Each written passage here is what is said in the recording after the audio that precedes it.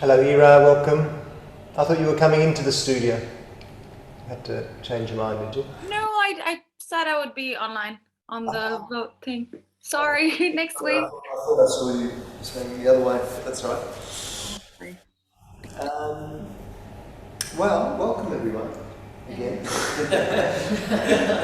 And glad to be here with some of you online and some of you in real face, in real life. And I think we could get. So, was there anyone else? Was that it? All the others had already let us know that they were going to be late, or. And Russia, is it on your list? Yeah, I think 12:30 for Samantha A, and also Renata. Oh yeah, Renata. So yeah, we'll wait 5 minutes for them. I'm happy to take on Renata's pose if needed. So Renata's meant to be coming. Is she coming online or in the studio? Did you? I think that's all online. Online, okay. So who are the studio people that were meant to be here? So it's supposed to be 30 people.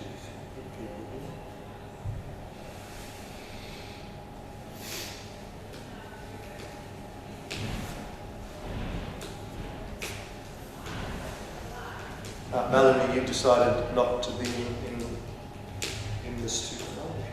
Oh, I'm looking at the wrong one.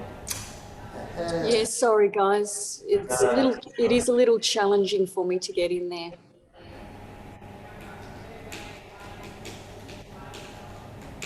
Okay, so Ali changed her mind. And Tony is always a bit of a mystery.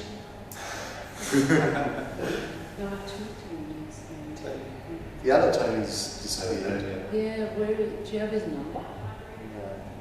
No. I keep meaning to ask. Is there two Tonys? There was initially. But I think one was dropped out. Yeah. So who's the other Tony? The other one, Tony might. Still going? He's still going in theory. He's also a bit Slow fake. He's never been involved now. Yeah, so just say how it is. Yeah. He said he replied he created a new poll. I will come to the studio if this is available and I'm not cooked. Oh, so he created that one. Did you say when I'm not cool? Yeah. What does he mean by cool? You've cooked on drugs. It probably means it's how to think about it. No, yeah. And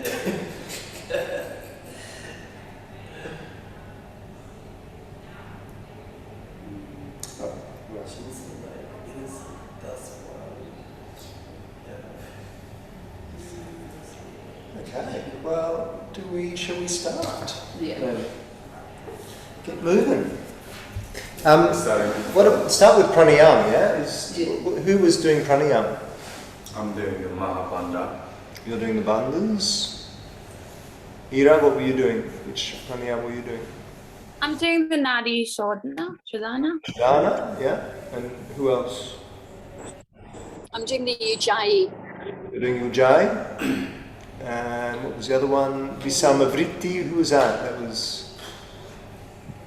I think that was Annie, maybe, wasn't it? Not sure. You guys have to start on your pranayama last week. Yeah, we'll do it next week. Yeah. Next week? Oh, I can do it now. What were you? I was meant to do Ujjayi, yeah. And also when you're Full yoga breathing. Yeah. Could do that. So we've got Ira doing Nadi Shodhana, Melanie doing Ujjayi, bandhas. So maybe we'll get you to do full yoga breathing. Yep. And Visamavritti, I think was maybe Annie. And Anna was going to do that one, yeah. Sorry? Anna was going to do that one. Annie, yeah. So what was does she say she can't make it today or she's late? Yeah. Did anyone catch what Annie said, Anne, that she's coming late or not making it today? It's up to you. Yeah, you can go back to She said that she's not feeling well, so I didn't read, but she sent it to me separately that she wasn't sure, but I don't know what she said in the group. Okay. Does anyone feel that they could try guiding the Visamavritti, the uneven breath? Usually it might take a little more practice, but does anyone feel brave to give it a go? what is it? 7. Visamavritti. So yeah, we can do it in different ratios. It's just the 7, but a good ratio is 7 in, hold for 5. You can build up that retention to 10 or 15, and then out for 10. So it's a slower exhale, shorter inhale. Okay, yeah, I can do that. You can also do it the other way around, like Aisha did it, which was quite a nice way to do it. But yeah, do you want to give it a go? Yeah, sure. Great. All right. So in that case, we'll start with pranayama. So maybe start with Ujjayi. Visamavritti. So Ujjayi first, Visamavritti second, Nadi Shodhana third, full yoga breath fourth, and then bandhas. Something like that. The order's relative. Let's do that now. That's me first then. That's right. Take it away. Take it away. Is everybody ready? Okay. We'll do this in a seated position. Although this is the primary breath used for our asana practice. So this is the main breath that you will use generally throughout a whole asana practice. But for now, we'll do this seated. So it's also known as the ocean breath. This breath helps us get deeper into each pose. The benefits also include soothing the nervous system, calms the mind, and some say increases psychic sensitivity. It can provide some relief for insomnia, slows down the heart rate, and lowers blood pressure. It is a relaxing pranayama, but also has a heating effect, stimulating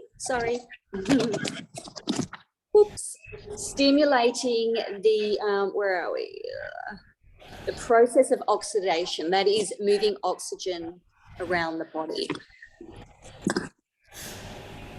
So I'm balancing everything so you can see me.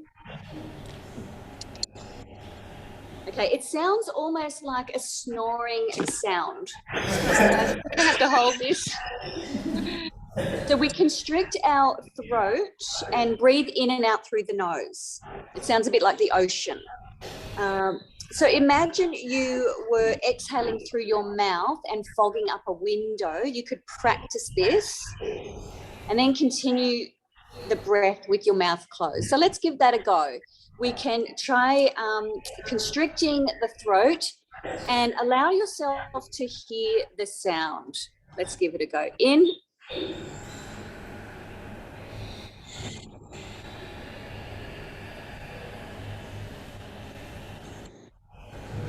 And again, breathe in for a count of 4, say.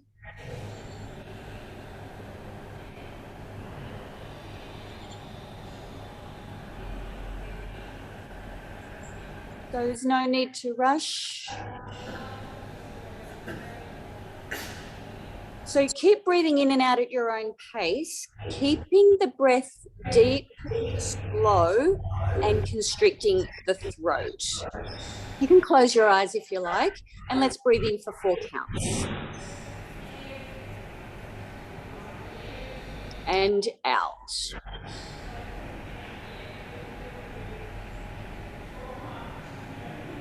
In.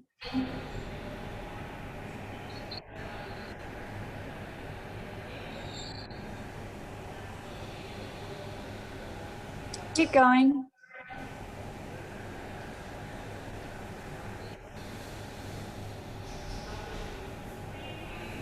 It's a lovely mindful breath.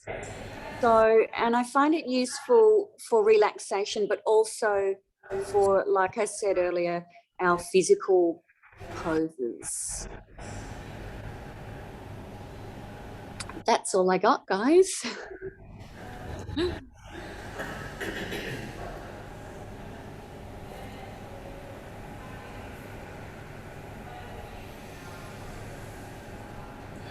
So, Visamavriti is a breath technique that includes an internal retention.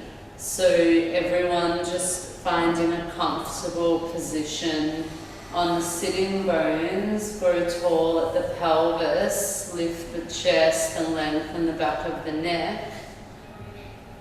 And relax the shoulders, hands on your knees. Just be mindful with a retention that you don't want to hold it for too long if it creates a difficult breath in the following breath. So that's how you know if you've held the retention for too long. So we're only going to start with 5 seconds, but you can over months and years increase your retention to 10 and 15 seconds, but yeah, it's a slow practice. I mean, that's just what I've been told. I haven't gone through that journey yet. So sitting up tall, and just take a few breaths into your belly to center yourself. So you can place your hands on your stomach, and then inhale, feel the belly expand, and then exhale, feel it release. So start to bring your energy down into your body, away from your mind, and into the diaphragm. So the belly expands because the diaphragm flattens, and then the belly releases because the diaphragm lifts back up.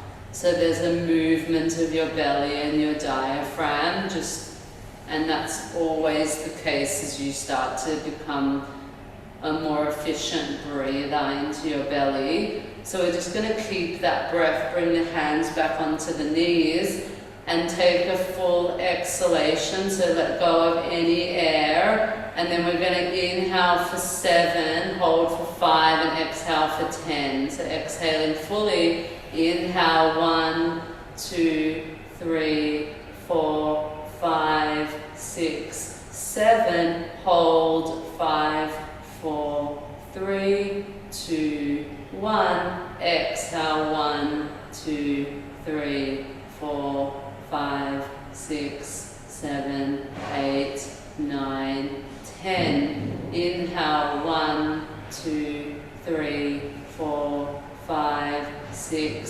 7. Exhale, hold 1, 2, 3, 4, 5. Exhale 1, 2, 3, 4, 5, 6, 7, 8, 9, 10. One more. Inhale 1, 2, 3, 4, 5, 6, 7. Hold 5, 4, 3, 2, 1. Exhale 10, 9, 8, 7, 6, 5, 4, 3, 2, 1. Now keep going for a couple more breaths, counting yourself. And as you do this, feel the belly and chest expand on the inhale, and then feel the belly release on the exhale. So you're trying to bring the air deep into your belly on the inhale, and then as you exhale, you're feeling the deflation of your belly as you let the air just fall out. So the inhale is an active process, but the exhalation, try and let the air fall out. So it's a little bit more passive than the inhalation. And I didn't mention before, but we are breathing in and out through the nose. It's okay if you've been exhaling through the mouth, like it's not wrong, but eventually you want to be breathing in and out through the nose. So this is the final one. So just on your next exhalation, just pop your hands on your stomach and come back to full belly breathing. Softening the shoulders. And then if your eyes are closed, you can open them. Getting ready for the next pranayamic technique. Thanks. That was fantastic. I'll be talking about Nadi Shodhana. So Nadi Shodhana is a pranayam, and pranayam, so prana is breath and yama is control. So when we practice pranayam, which is the fourth limb of the 8 limbs of Patanjali yoga, we purify our nadis. Our nadis are nothing but energy channels, and they say we have 72,000 nadis in our body. So our breath must reach all these parts. So Nadi Shodhana, so Nadi meaning energy channels, and Shodhana meaning purification. So do this. So what yoga is for me is to find harmony, to yoke, right? To find that balance. So in Nadi Shodhana, we try to balance our left and our right. So our Ida channel and our Pingala channel. And our spine is known as the Sushumna Nadi. So, so the breath passes through our nostrils. And we can incorporate some kumbhakas, which are just retentions. But maybe we can just start with the pranayam itself. So with your left hand, take your pointer and your thumb and place it on the Gyan Mudra. With your right hand, take your peace fingers and place it on your forehead. So your thumb covers your right nostril and your ring finger covers your left nostril. Take a comfortable seat, close your eyes, make sure your spine is upright and straight and your heart is open. But perhaps we can take just a few cleansing breaths in from our nose and out through our nose. Another one in through our nose and out through our nose. Now with your right thumb, block the right channel and breathe in from your left and out through your left. And again, breathe in through your left and out through your left. Now let's block the left nostril and do the same thing on our right. So breathe in from our right and out through the right. Another one in through the right and out through the right. Now, close your right nostril with your right thumb. Breathe in from your left. Block the left nostril and breathe out from the right. Now breathe in from your right. Breathe out to your left. Breathe in to the left. And out to the right. Breathe in to the right. And out to the left. Do 2 more of these before stopping our attention. So breathe in from the left. And out to the right. Breathe in to the right.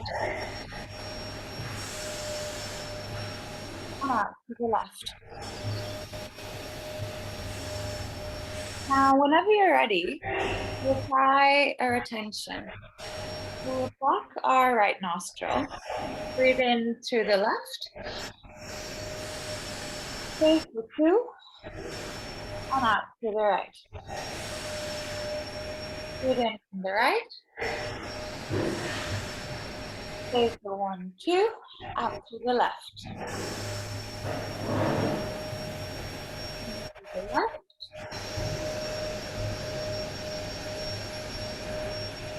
1, 2, out to the left. I'll do 2 more on our own pace.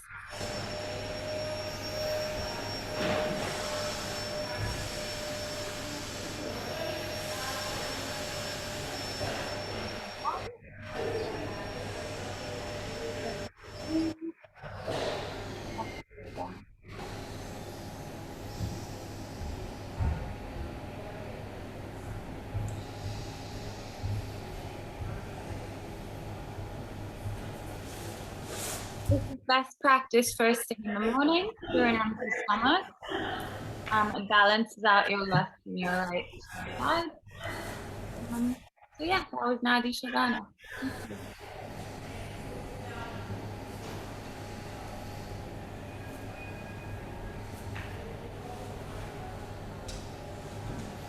We're going to move into full yogic breath, and to start with, we're going to breathe into the lower abdomen for 4, and while we're doing that, we're going to be expanding our belly, and then moving into the rib cage and the chest, and we're going to be breathing in for 2, and then sipping the last bit of air into the upper chest, into the shoulders.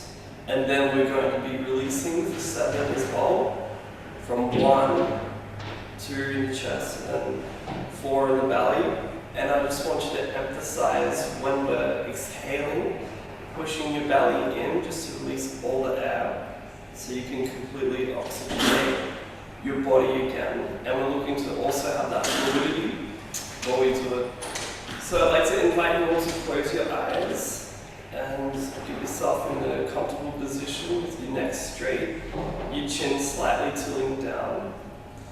And as we slowly inhale, we're going to breathe in for 4 into the belly.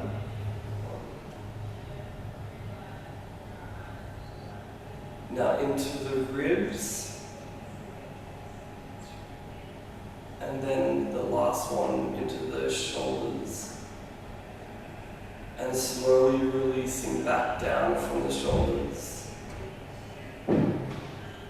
Releasing from the ribs and the chest. And releasing in the belly.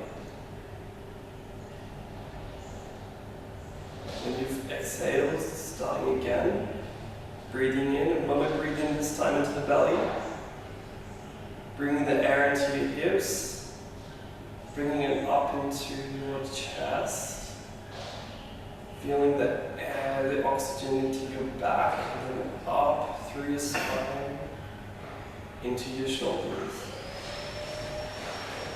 and coming back down, releasing from your chest, releasing from your belly, pushing all the oxygen out. And then moving through it again, 3-part process in your own time, the 4, 2, 1 count, and then 1, 2, 4. We're going to do 3 rounds together.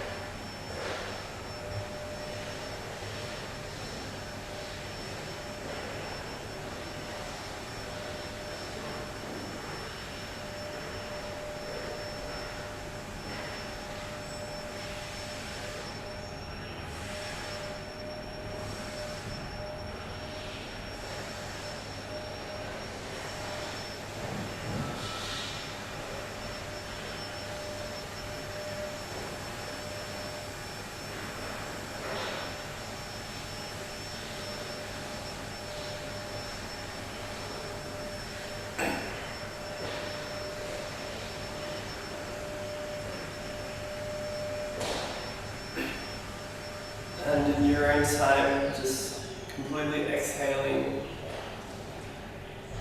You can shake it out and get ready for the wonders.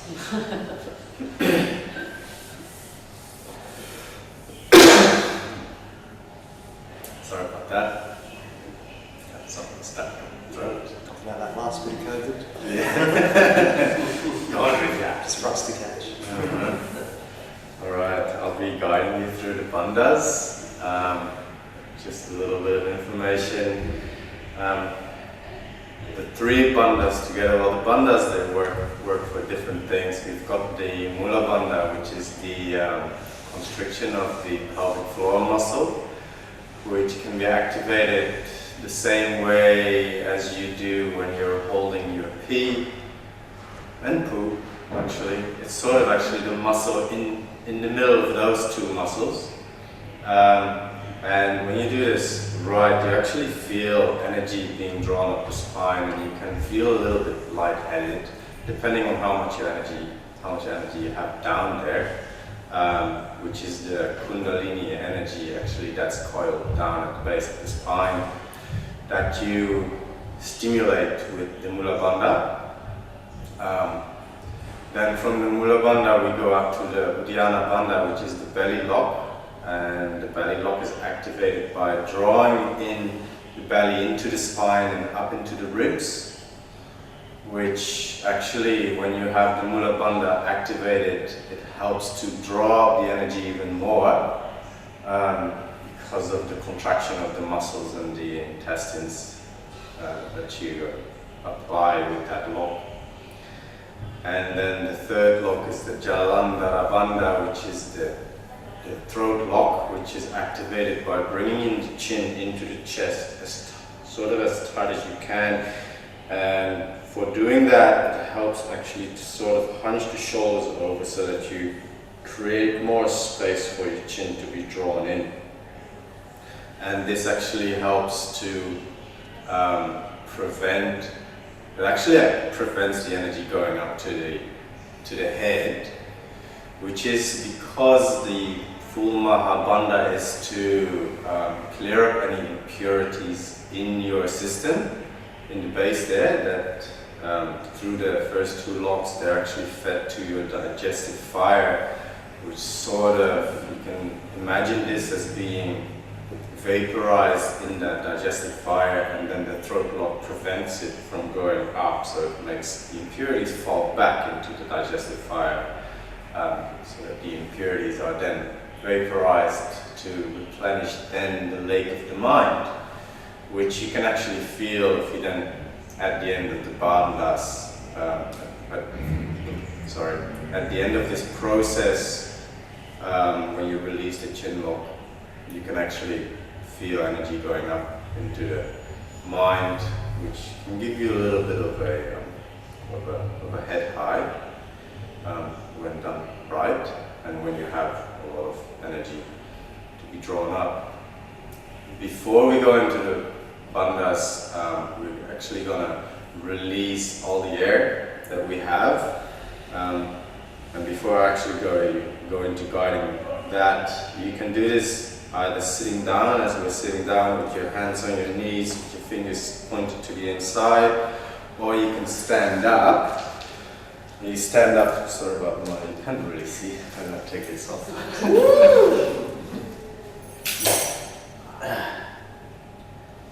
So you sort of stand into a bit of a goddess pose, also with your hands on your knees, fingers on the inside, so that you can push up your chest and your shoulders by doing that.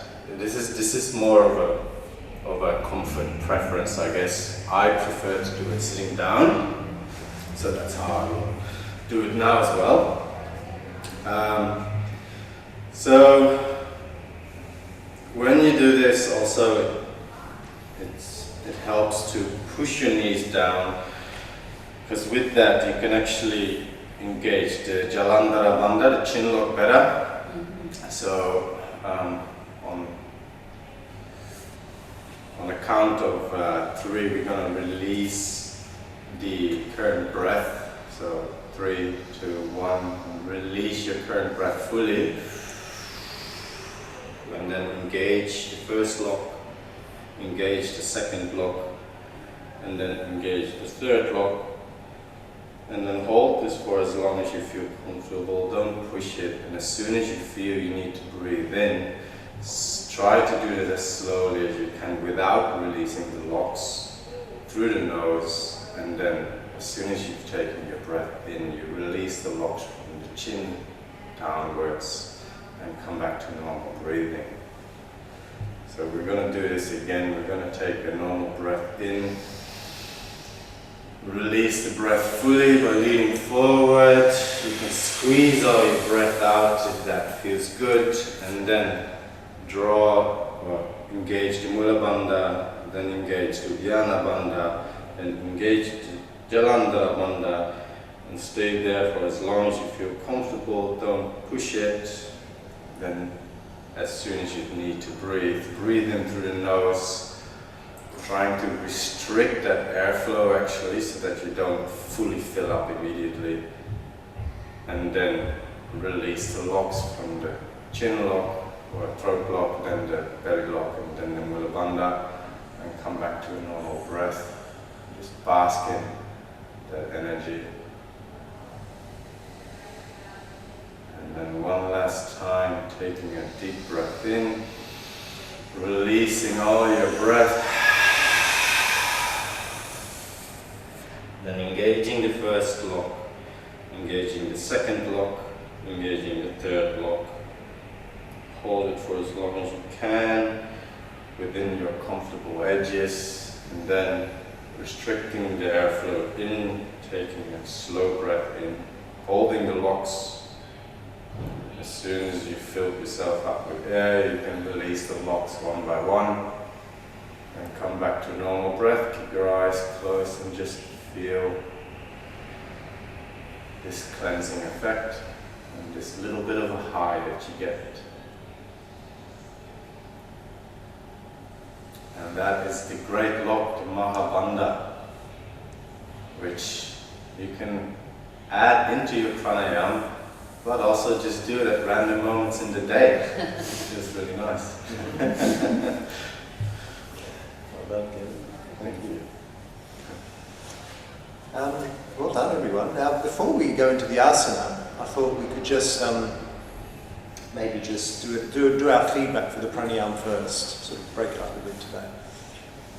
While it's fresh for all of us, while we're kind of in that pranic intoxicated space. Mel, you're there? Great.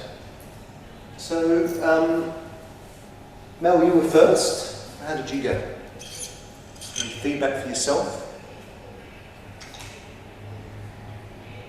Don't forget to unmute yourself first. Sorry about the camera setup. I've now set up for the asanas, so got the iPad on the floor. Yeah, I don't know. Should I have gone into a bit more detail? I was thinking afterwards, perhaps I could have thought about bringing in some other elements to sort of talk about or extend upon, maybe like the bandhas or something, or yeah, I don't know. Maybe I could have elaborated a bit more. Yeah, I don't think necessarily. I mean, I think you gave a fair bit of information to start with. You guided the breath. I thought it was actually quite fine. Does anyone else have any feedback from that? I can take it. Well, I think actually, if you would have done it not reading from something, because I know you were reading from something, it would have been much more authentic, and you don't need to give all the information. Yeah, that's the goal. Yeah. It would have been more natural, but other than that, yeah. Fine, yeah. I hear, yeah, I agree. Yeah, thank you. Yeah, that's good feedback, and not that it's wrong to read from something for now while we're practicing. That can be a good way to start.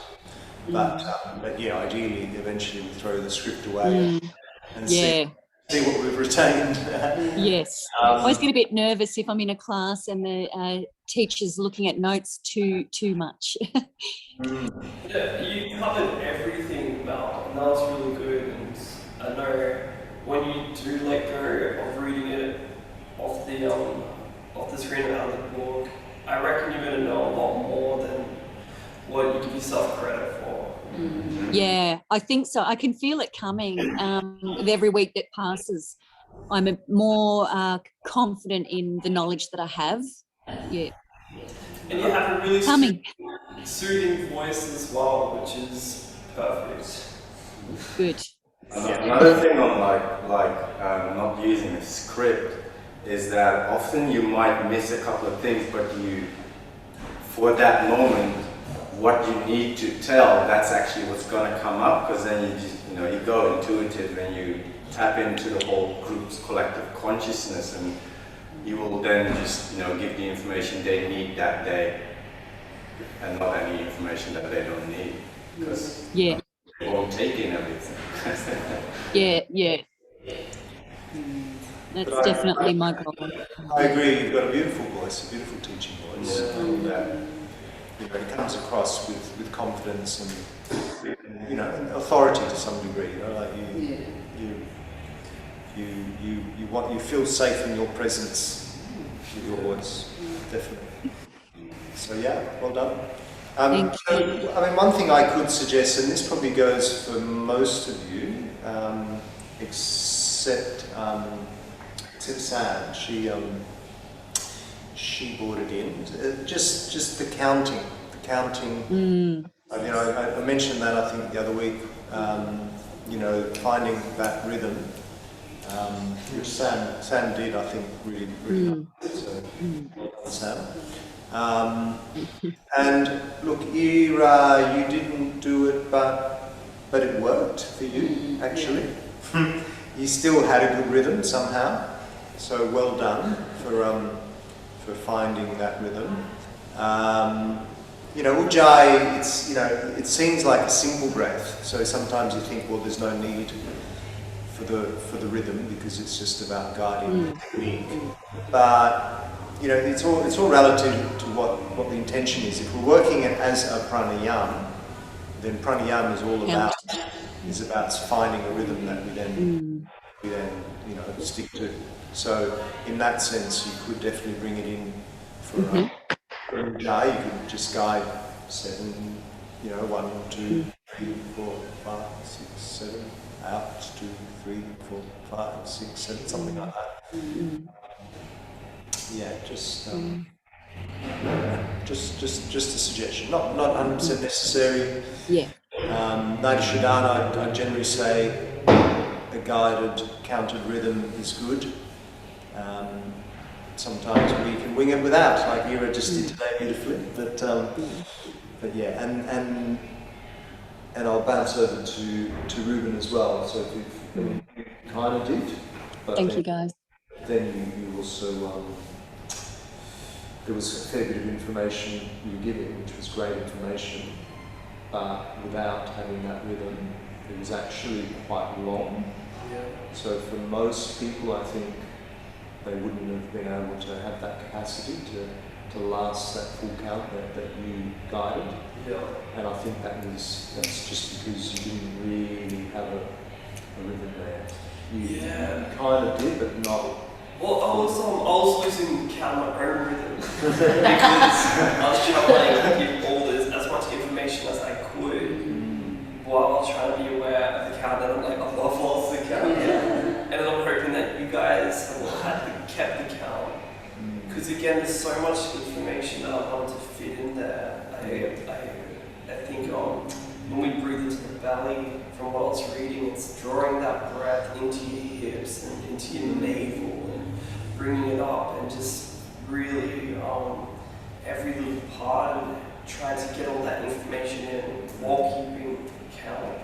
Like I can see how there's a real beautiful simplified way to give the information you learned. Like it doesn't have to be all in that first round where I'm trying to get it all in. Save some for the next round and then maybe the next round. So. Yeah. No, it was wonderful the information you were bringing in, like kind of breathe, when you said breathe into your hips as well, I love that, and all the rest. That was a really beautiful awareness you were bringing into the breath. But you know, in that case, I mean, maybe remember the suggestion I said where you maybe just tap something, you know, maybe not really loud, but just enough for you to feel the rhythm. You know, whether it's something like that or even the metronome on your phone. Yeah, that's what we're doing. We're essentially creating a, you know, a random metronome, our own metronome. So yeah, I mean, how do you resolve that? You want to give out all this information, you want to keep to a rhythm. There's no right or wrong way to do it, but maybe you give out some information first, which is kind of what you did, and then maybe get them into a rhythm and just count it for the first few rounds. And then once you've established the rhythm, then maybe you can start to bring in the information, the extra information. And whether you try to do that within the rhythm, or you say, well, you guys just breathe in your own time, keep up that rhythm, and then you can just bring in a little bits of information while they're doing that. I like what Kevo did as well, how he kind of sings us all up with the start, exhale, we're going to exhale now, and then begin. I feel like I didn't do that as well, and just, again, if I'm going to be explaining this to everybody, it's so helpful if we're all on the exact same page in the room. Yeah, so there's little cues. Yeah, good point. Ira, how did you go? Well, I think I did okay. I think the few pointers I missed definitely to exhale before you begin the breath. I think I could have given more variations. I didn't have a metronome, so I think a lot of those tiny pointers I missed out. But I did practice, and when I practiced with my friend, she happened to be left-handed. So I tried to teach her with her left hand, and it made me think more. So that was really interesting for me. Ira, when you started and you told us to put 3 fingers on our forehead and then the thumb out there, as soon as you cued that, it was perfectly lined up with my nose, like it couldn't have been better. And so, yeah, it was spot on. Yeah, that was a good cue actually, I really like that. Put your peace fingers on your forehead and away you go. Yeah, it was nice. And it was an interesting one you did though. You did a couple of breaths through the left first, then through the right, and then you got into the rhythm. I actually like that. It's nice to clear it out before going. Yeah, I think it's a nice warm-up. I think it clears the passage before you start alternating. So yeah, it's nice. It was good. Good. Any other feedback for Ira? Anyone? Welcome, Samantha. Glad you could make it. Hi, everyone. Looking good. There she is. Real life. Almost real life. I thought you were coming into the studio, maybe. No, couldn't make it. you're on mute. Sorry, I was hoping to, but I had to work, and then, of course, first day back, everything's hectic, and I was running late. All good. The next Glad you can make it online. Thank you.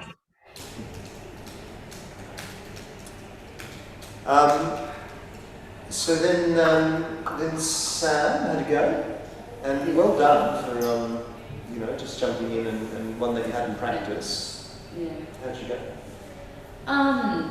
Yeah, well, I think that, like the fact that I hadn't practiced it, like I'm proud of myself for like taking the opportunity to do it. I mean, it's not like a difficult one. Like I wouldn't say it's as hard as Nadi Shodhana, but yeah, like it's like I think it went well. The only thing, and then as a constructive criticism to myself would be I didn't cue inhale, exhale through the nose initially, so people could have been breathing through their mouth, like I didn't say that. But yeah, all in all, yeah, like I think, I think that my journey with cueing will be more in terms of the energetic side of things, because I can do the physical, anatomical side quite well. So it's probably now getting a little bit deeper into like the energetic centers and more spiritual concepts. Yeah. Right. Yeah, I look forward to seeing some of that.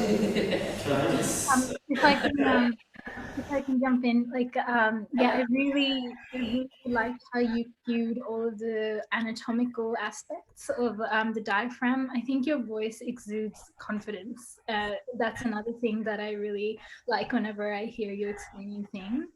And I did that. No, I'm not sure if I did.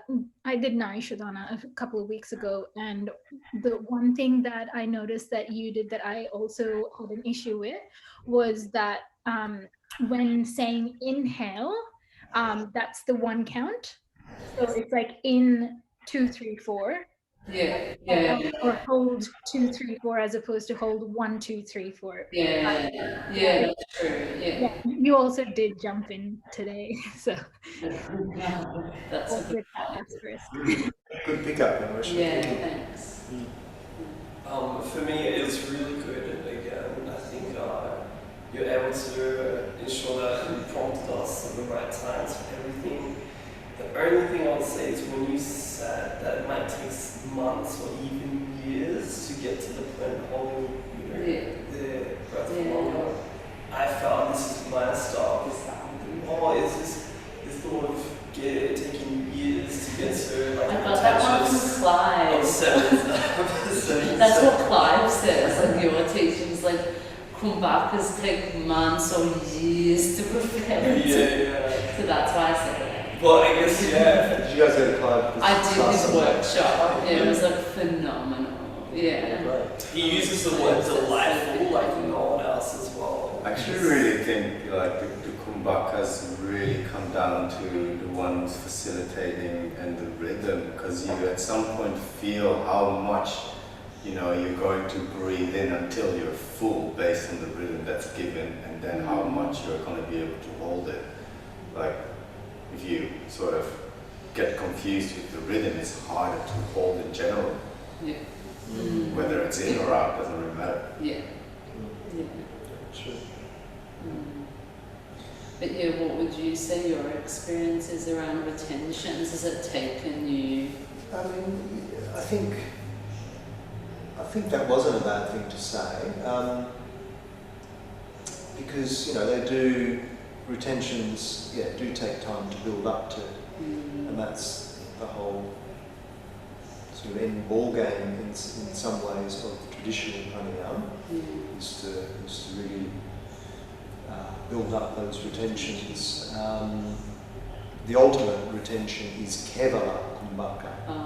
Kevala, so Antar Kumbhaka is the inner retention. Yeah. Bahir Kumbhaka is the external retention, like what we did with the bandhas. And then Kevala Kumbhaka is a spontaneous retention. So this is a retention that comes after years of practice, where you're just doing your pranayama and then suddenly you just spontaneously stop breathing for some time. So that's our acupuncturist. She was at a retreat and she stopped for 40 seconds and she was teaching a doctor about breathing techniques, and he called like the medical hospital next door because they thought she was like dead or something, and she'd just gone into a spontaneous retention because she's done for years. But yeah, so That's interesting because it sounds a bit like sleep apnea. I have sleep apnea and I can just suddenly stop breathing for up to minute 20 in my sleep. But it's not you're not holding, you just suddenly, due to some weird thing that happens in the brain, the lungs actually don't get the message of pumping, and you just suddenly pause for a bit and then continue again. Wow. So that's a spontaneous retention. So yeah, I think it is really when we're doing these retentions, and particularly if you're like retentions, I don't normally bring into sort of beginner classes. It's sort of something you start to bring in when people are working a little bit more advanced. So there should always be some kind of warning, if you are bringing retentions in. That. So I think what you did was fine. But I guess one thing you could mention is that it does depend upon people's lung capacity. Yeah. So it doesn't mean that it'll take years or months Yeah. to find the right retention. You might already have that That's retention true. because your lung capacity is already quite good. So, it's just a matter of saying it's just relative to your lung capacity, your natural lung capacity, but also maybe the practice, the amount of practice you've done, and practice for time. So for example, with that one there, I've been suggesting that particular ratio because I find that that's something that's a bit more manageable for most. Yeah. But with Clive, I don't know if you noticed, if you did that one, we missed him last week, unfortunately, but he would normally do in for 5, so he'd do actually quite a lot shorter in breath, in for 5, still out for 10. But he would start the kumbhaka at 10. He would start at 10, go to 15, and then he'd go to 20. I think we did 10 and 15. Yeah, and then he said, if it's feeling too much, go back to 10. And I think I was able to do 15. But just at the end of the hour and a half, within my lungs had they've never had a workout like that before. I was like, whoa.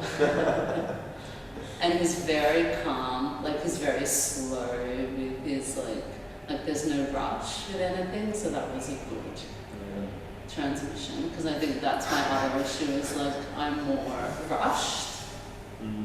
I tend to, I'm trying to slow down in general in life, and I think that comes across when I teach. Maybe I'm rushing, I'm not as calm as over time I've become more calm.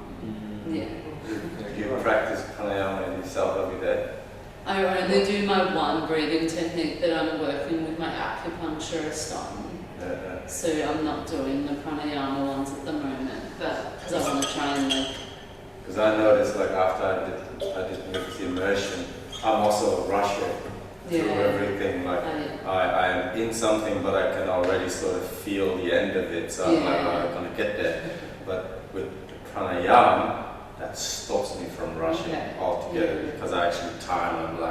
I gotta have a minimum of 30 minutes of having done the breath work, and then about a 10-minute meditation. And I feel when I do the rushing, and it just doesn't work, man. It doesn't sit well, and then I just have to just let go of that rushing and get back to the technique. It helps a lot. Pranayama, not necessarily everything. I do it every day. that's cool. Last chance for anyone who wants to jump on board for the pranayama immersion next month. Highly recommend. Is it 1 day a week? It's Mondays and Thursdays, 7:30 to 8 a.m. So 2 days a week. But they're Zoom recorded, so if you miss one for whatever reason, you can always, I email you every time you have the session, just email you the recording, and so you can I actually add in the whip off now. Instead of the Bastrika rhythm, I do 1 round Bastrika and then 2 rounds whip off. It works really nicely. Wow. Good one. Good. So then, who else? Well, Ruben, back to Ruben, we kind of bounced in and out. But was there anything else to mention in your session? How did you? We had a good discussion. Anything else? I think this is the benefits of having a script as well as talking about the benefits of what we're doing, and I don't think I tapped into that.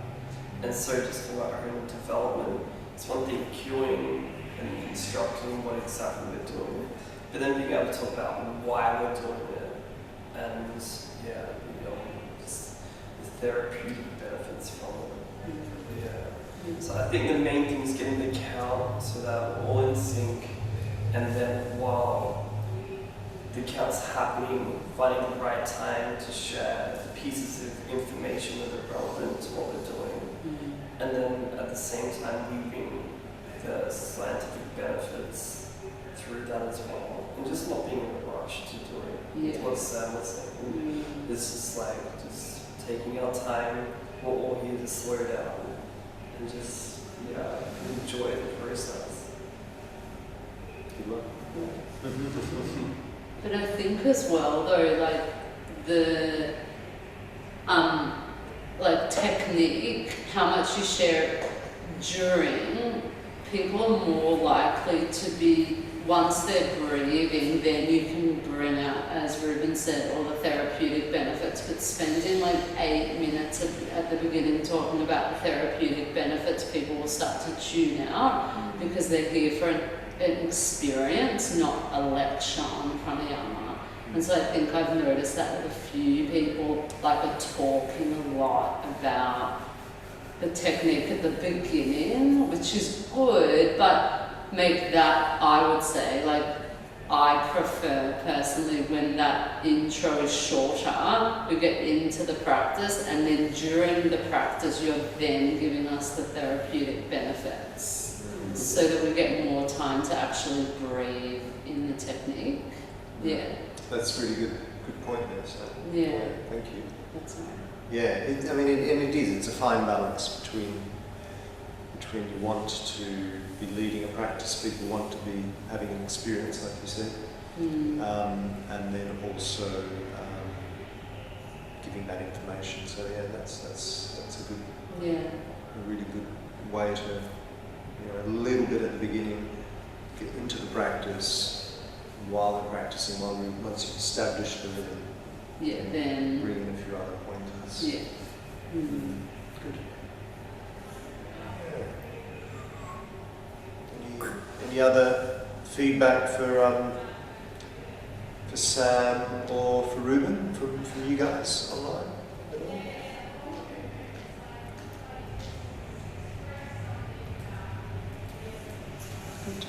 No, Ruben always has a calm voice.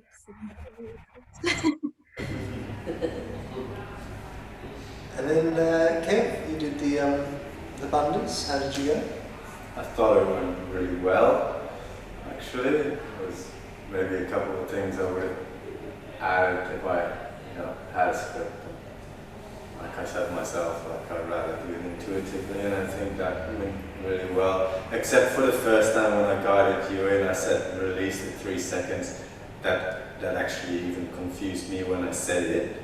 I actually meant to like sync you up with a normal breath for 3, and then a breath out for 3, and then in, and then go into it. But it worked out as it worked out. I was really impressed. You gave a lot of information there. That you've got that in you already. So really, really impressed. Well done. Thank you. It came from a place of understanding, of knowing, of having experienced and practicing it. So, maybe it depends on the situation, the way you presented it. It depends on the situation, but if we consider what Sam just said, there was probably a lot of information at the start, and I think for most people it would be interesting, and you would have their attention. Yeah, I did notice that I repeated something in the beginning. Something I repeated about the impurities and the working of it. Again, it's relative. If in our situation, that would be fine. In many situations, maybe if it is more of a beginner's sort of class, where people are still finding their way with yoga, maybe it would be a little bit too much information. They won't to be experiencing that you might potentially losing so much information. Yeah. So yeah, again, relative, but for what we were doing here today, it's wonderful. Thank you.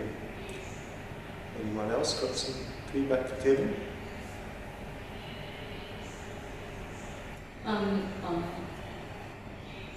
I was just gonna say, when Clive was doing the bunda, that's Mickey's teacher, he taught the exhalation, like, so you inhale, exhale, and then you hold the bundas, and then to release the bundas, you let the stomach go first, because then it allows more breath, and then you release the other two bundas. So that's how I'm doing it now. I mean, I haven't practiced it that much, but like, when I do the bundas, yeah, I release the stomach, and then inhale, and then you slowly release the other two. So I found that really helpful, but that's just a different way of releasing the bandhas. Yeah, good observation. Yes, sorry, yesterday with Amy, when we were also locking our Jalabandha, and she suggested to lift our heads before inhaling again. So not to inhale from here, but to first bring your head up and then inhale. Oh, that's a different one. During the 3 locks, during the Mahabandha? Yeah, so right when you needed to inhale again, instead of inhaling from here, just first bring in your head up without inhaling and then inhaling. So not to do it from here when you kind of release the other two. To be mindful of first lifting your head. Okay, that's new to me, but you know, I'm always open to trying new things. Yeah. I'll try that, see how it feels. Thanks for that, Renata. Good. I actually have a couple of questions about the Mahabandha. This is a good time. Regarding the Jalandhara Bandha, I'd like to know if the lowering of the chin is absolutely necessary, because I personally find that not a good experience. I find that just pressing my tongue against the roof of my mouth is enough. And the other question is, I don't know if anyone can activate the Bandha, if everyone's lying, or I personally can only do it for a bit, and I always wonder whether I should continue the activation or if I should just let it go when it goes and just, you know. That's a good questions. Wonderful questions. Well, how does everyone else go with their Mula Bandha? You know, be honest. Pretty good. Yeah. I lose it too. I think that comes over time though, with practice, because I can hold it pretty long and I can feel when I'm starting to lose it, and then I can reignite it again. Yeah, you could But do that. I've been doing it for a couple of years already. I have a weak bladder, so I think I've been doing it all my life. Yeah, I think it will be relative. Everyone's different there, and part of it's just practice, like Kevin said. But you might be surprised. Like next time, there are like different layers to the Mula Bandha. There's different dimensions to it, and like even I've noticed in my practice over the years that, you know, that initial kind of hard lock, you know, is hard to keep, and I feel like initially I felt, oh, I've lost that hard lock, have I lost the full lock? But then if I then say, okay, well now I'll relax it completely, and then I'll find that there was still some part of me locking. There was still a little bit in there that was actually locked. And then we realise that actually that part is the more essential part. So that's the subtler, let's say that the centre of the bandha, the centre of the perineum, or wherever we're going to focus that centre, that you'd be surprised that actually maybe that is still locked. So I might be wrong. I mean, you might have lost it all, and that's fine too. And so it's just a matter of practice. And so sometimes practicing more, working on a pulsation practice is a good way to develop that muscle. Because it's essentially muscles as well. So they need to be developed too. So sometimes, working a pulsating rhythm is something that you can bring into your own practice to develop that muscle is quite useful. Pulsating is also a practice that you do in controlling sexual energy. Yeah. Popular in sort of sexual tantric practices. Yeah. But also just in general, I've done this journey with this woman that it was about controlling her sexual energy. It was for men only, but I think that for women it sort of works the same. And we have to sort of do 40 pulses in when you're actually turned on, and then you actually bring the energy throughout your body that way. Yeah, good. I guess because that sort of tantric sexual energy is such a hard lock, that I might be expecting that hard lock throughout. And you're right, there is a remnant that is always there, but I never know if that's what we're aiming for, if we're aiming for more, but maybe it's a personal journey.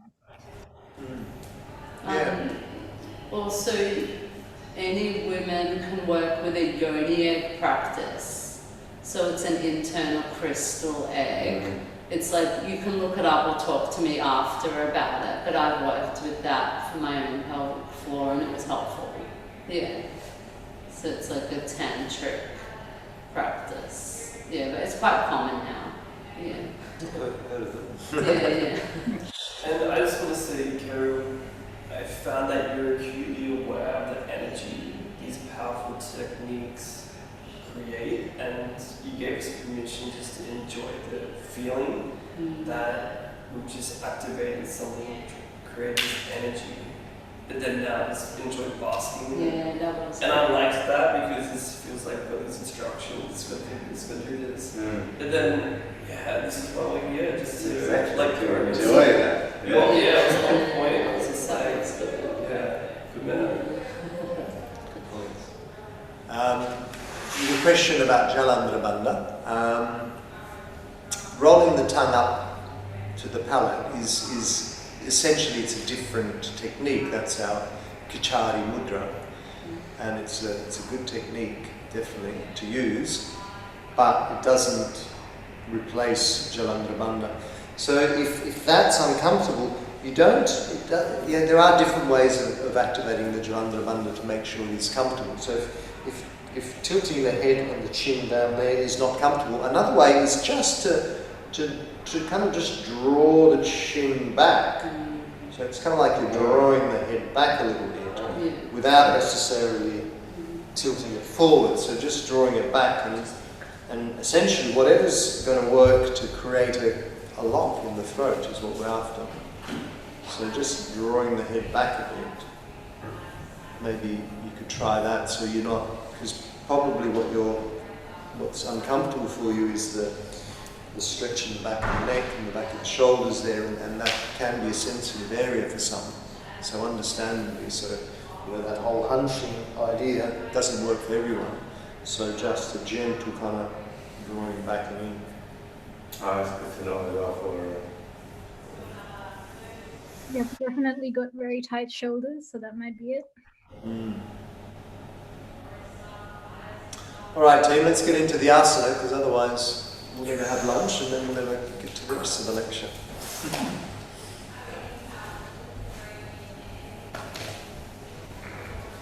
Or do you need a couple of minute break? Do we need a pee break or anything?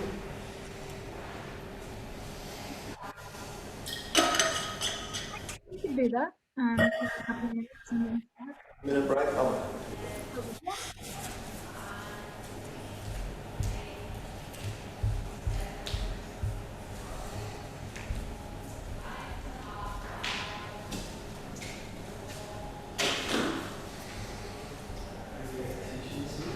Sorry, teaching us.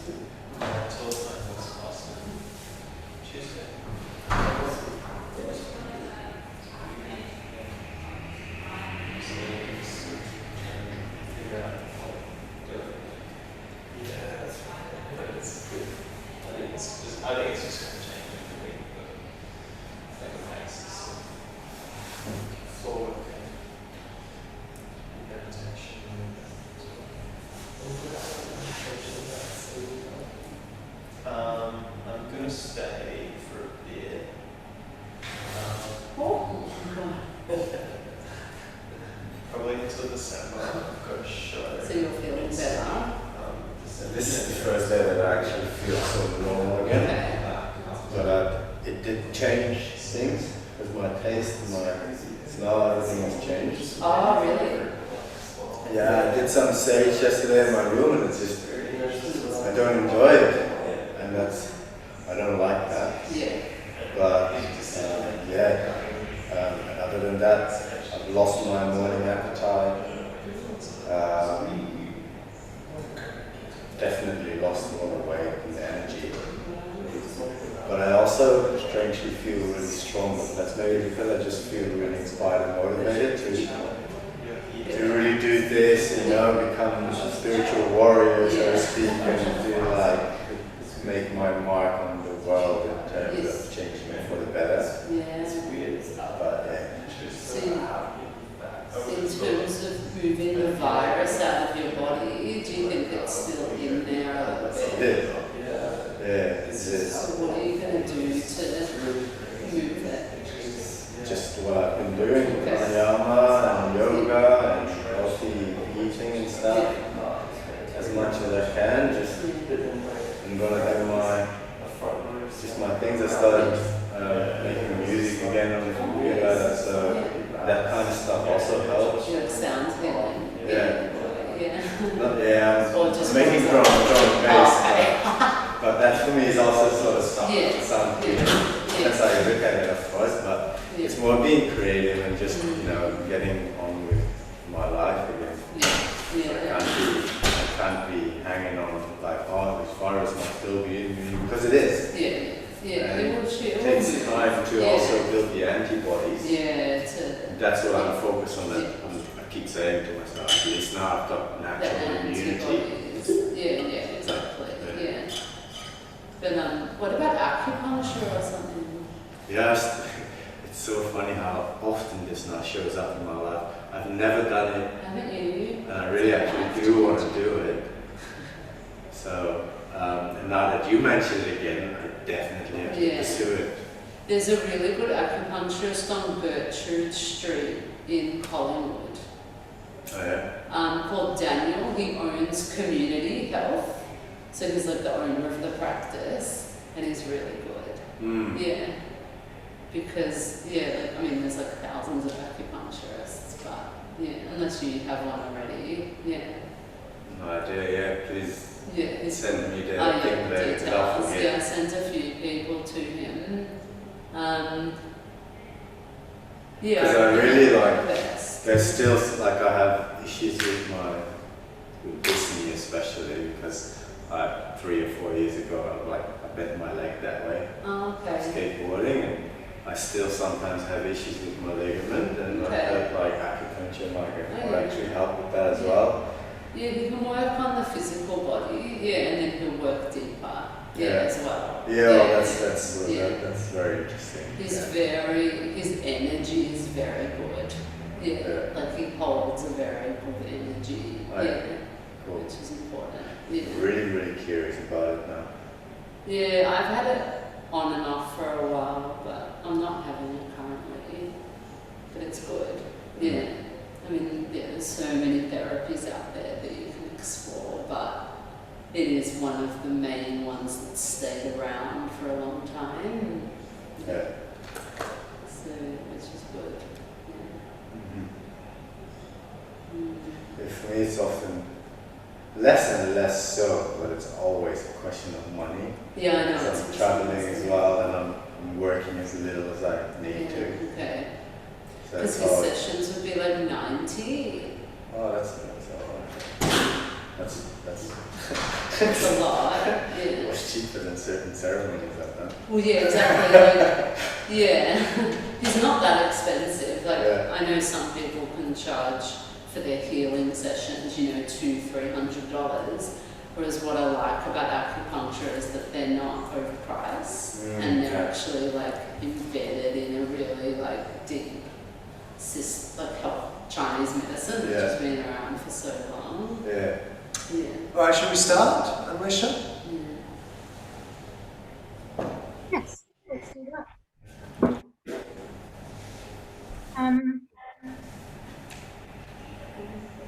when everyone's ready, have a seat. I'm gonna do a quick intention sharing and welcome.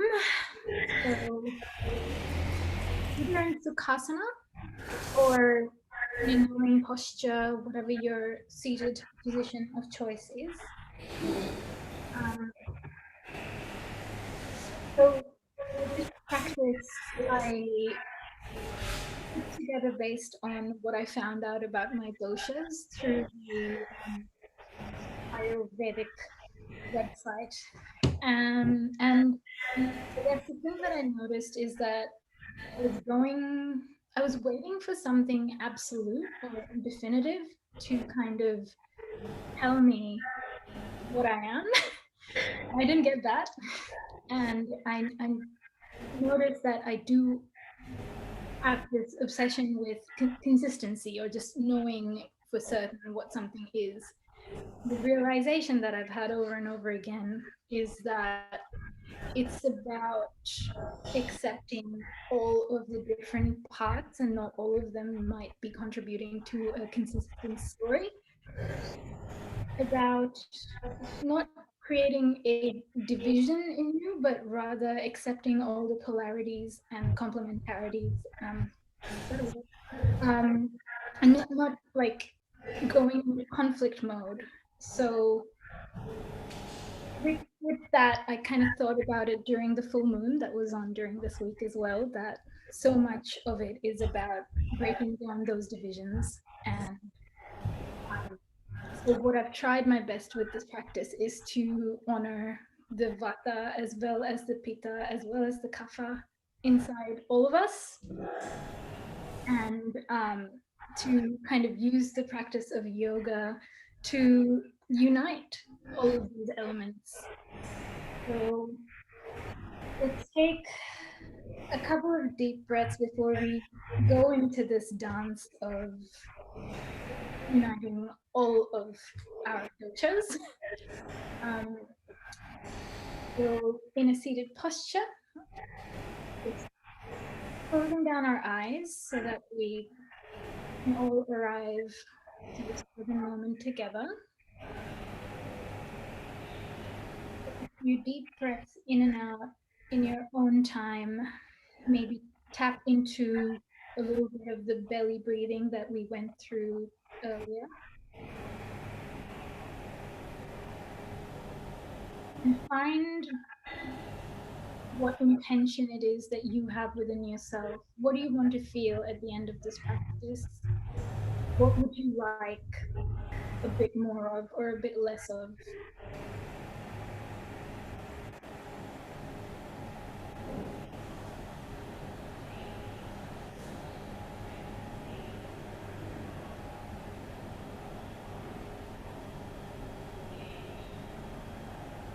Find more balance in our life.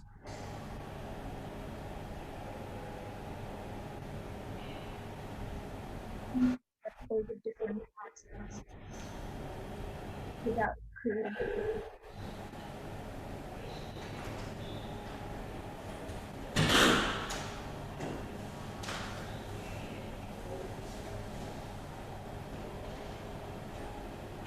After the next exhale, batting our eyelids open. And for kind of battle. Okay.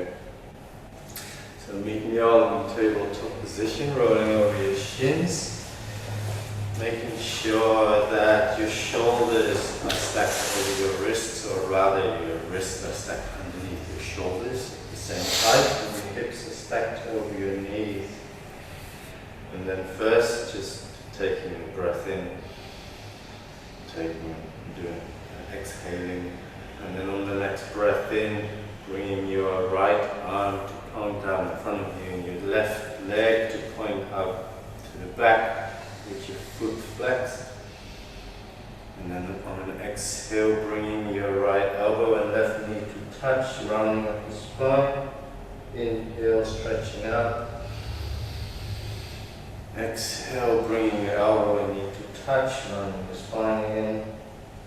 Inhale, stretching out again, and exhale one last time. Inhale, stretching out, and exhale, placing your hand and knee back down. And on the next inhale, bring up your left arm and right foot, flexing the foot. Exhale, bring your knee and elbow to touch, rounding the spine. Inhale, stretching out, and exhale, bringing the knee and elbow to touch. And inhale, stretching out. And one last time, exhale, bringing to touch. Inhale, stretching up the arm and the leg. And exhale, placing them back down on the mat. And thank you.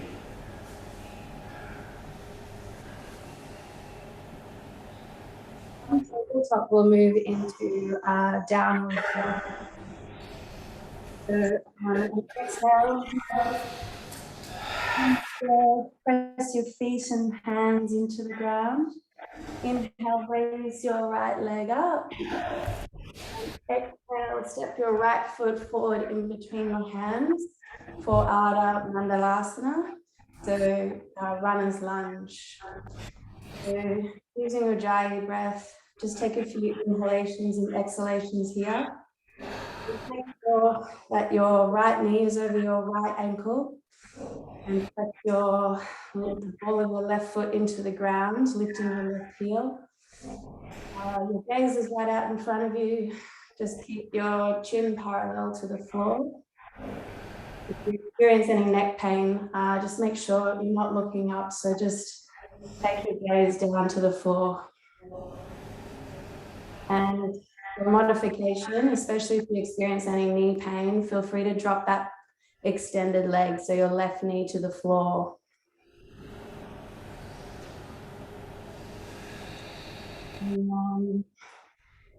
Inhale, and then exhale, we'll step back into downward dog. And then inhale, raise your left foot, left leg to the sky, keeping your hips pointed towards the floor, and step your left foot in between your two hands, and we'll do the other side. So steady breath, Ujjayi breath, and just be mindful of your alignment.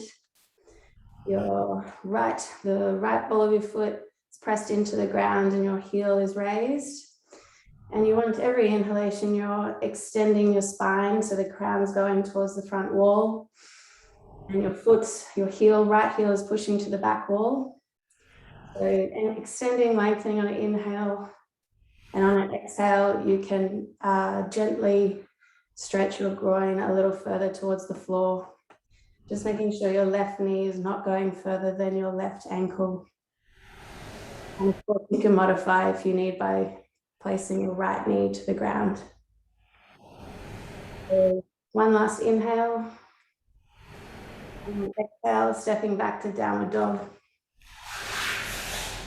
And ready for the next pose.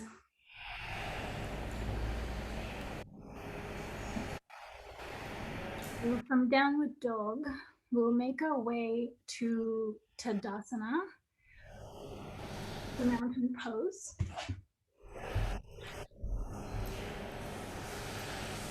Taking a second here to ground ourselves to the earth. Slightly towards the sky, shoulders down away from your ears.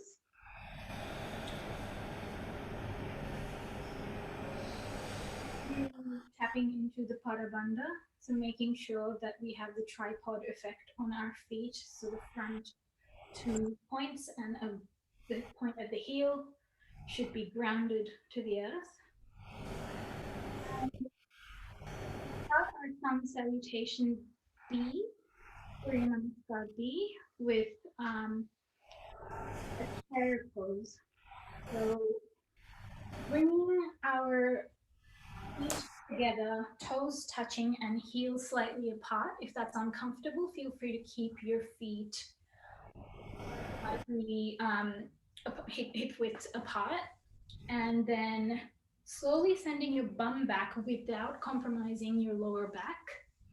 So we want to keep our tailbone tucked in and bringing our arms up to the sky. You should still be able to see your big toes and really sinking into the pose as far down as possible. When you want to put your weight back on your heels, but if it goes too far back and you're not able to engage your Parabandha, then you need to come back up a tiny bit.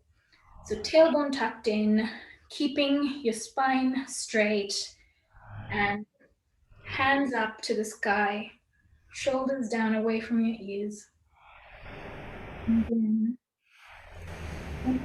Utkatasana, we're going into Uttanasana, which is forward fold, bringing your head to your knee and then hands behind your shins or on the floor. Ardha Uttanasana, which is halfway lift, hands on your shins or on the floor, back, spine straight and parallel to the floor.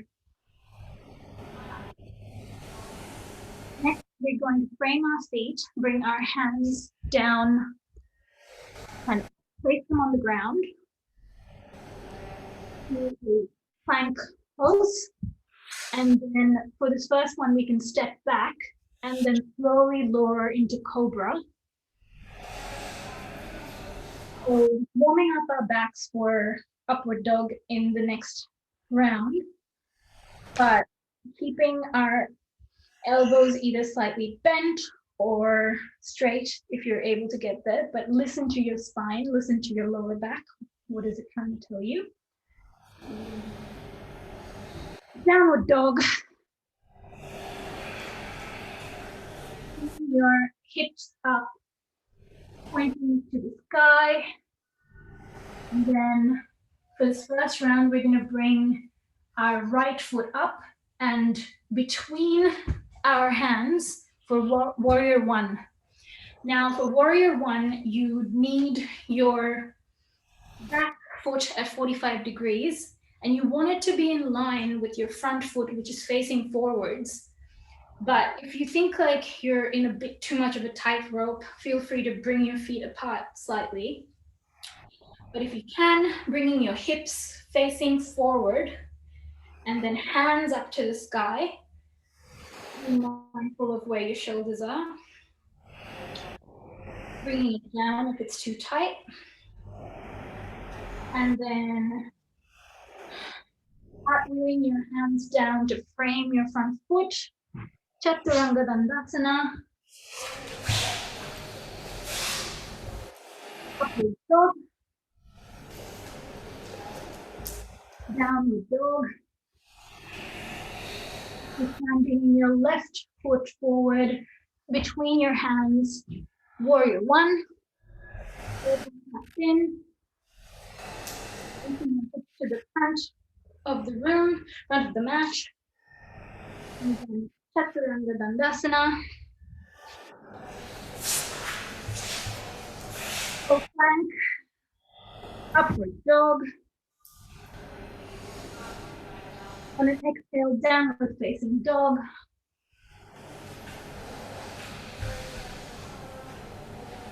And then step or jump forward into Ardha Uttanasana. Inhale, exhale into Uttanasana, forward fold. And then back into chair pose. Tucking the tailbone in. Do not compromise your lower back if it's bent. You need to come up from the posture a tiny bit. And standing up into Tadasana. Let's try that a little bit faster this next round. So Tadasana, forward fold, chair, Utkatasana, so tailbone in, sinking into the posture as far down as possible without compromising your back. Uttanasana, head to knee. Ardha Uttanasana, hands to shin. Chaturanga Dandasana. Feel free to jump back this time if that's in your practice. Up the dog. Down dog. Right foot forward for warrior one. Arguing your hands down. Chaturanga Dandasana. Up the dog. Down dog. Left foot forward.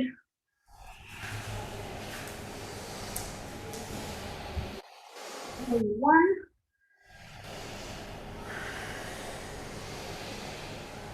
Chaturanga Dandasana, cartwheeling your hands.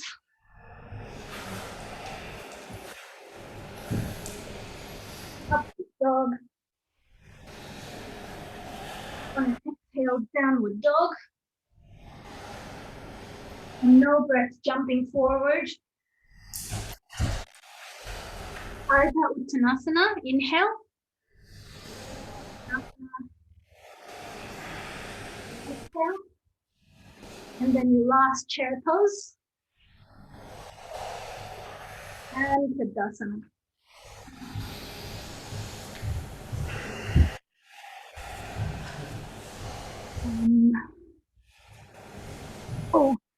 I think we might skip the warrior two, and Renata is up next, if that's okay.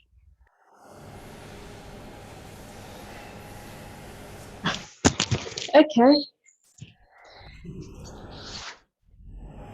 Let's just take a deep breath here into Tadasana. Bring our awareness to our feet. Maybe check which foot is taking the most of the weight. Is it inside? Is it outside? Is it the balls of the front or are the heels taking the most weight? Take a deep breath and shift your weight into your right leg. Bring your hands to your hips. Engage your Parabandha. And as we lift our straight leg, left leg, it will make that our torso will bend forwards, lengthening through the spine. Make sure that your head is not up, so the neck has no strains. And now when you find your balance, bring your hands, your arms to the side in the Kasana, or we can go into warrior three, bringing our arms to the front and extending, lengthening, bringing your torso and your leg up to the sky. We're going to take 3 deep breaths here.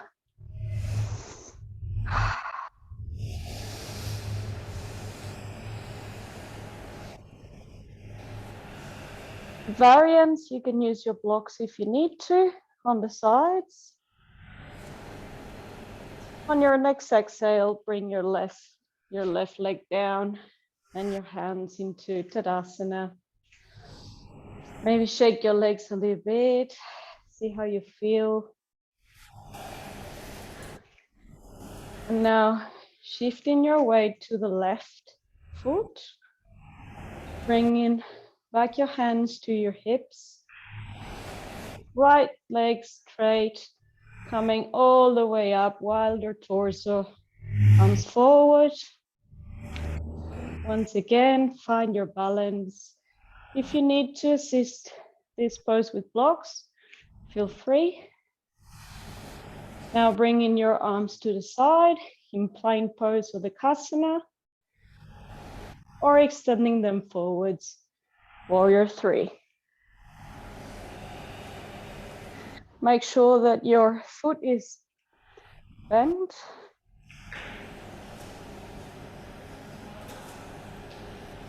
Another 2 deep breaths.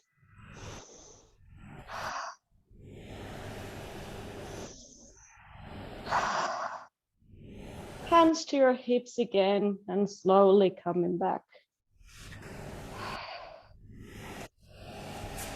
into Tadasana.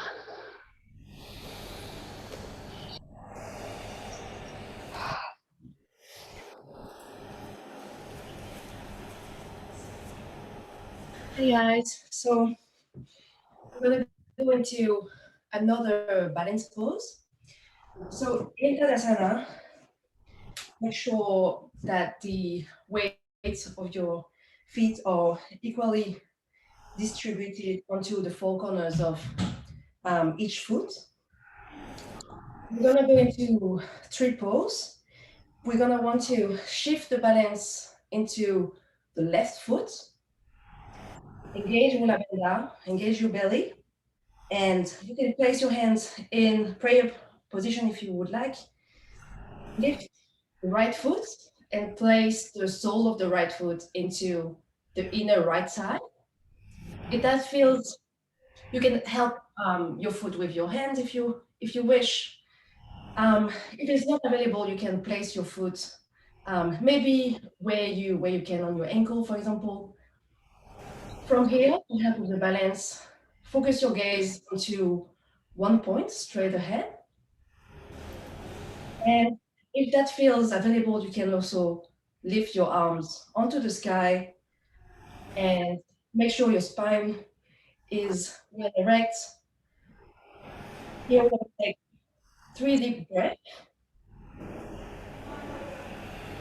Release the toxins.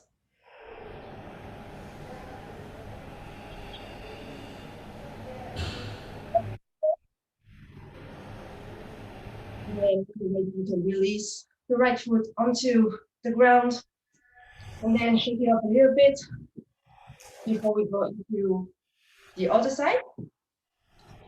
Same again, make sure your weight is equally distributed onto the four corners of each foot. Take an inhale and shift the balance onto the right foot. Lift the left foot, place your hands onto prayer, and you can place your left foot, the sole of your left foot into your inner right side. To the same point. Lift your arms that feels available to you today. And we're going to take 3 breaths here together.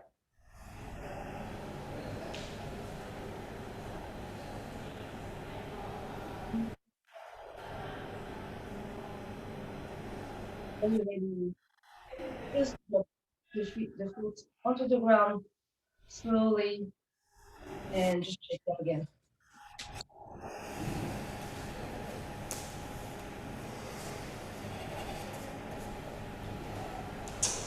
Now we're going to move into Paschimottanasana, which is the seated forward bend. And so from here, arms up and forward fold. Hands on the ground and come back to downward dog. From downward dog, we're just going to come over to plank. Slowly lowering your knees to the ground. Coming back to sit on your heels. And coming to sit on your bottom, your legs out in front of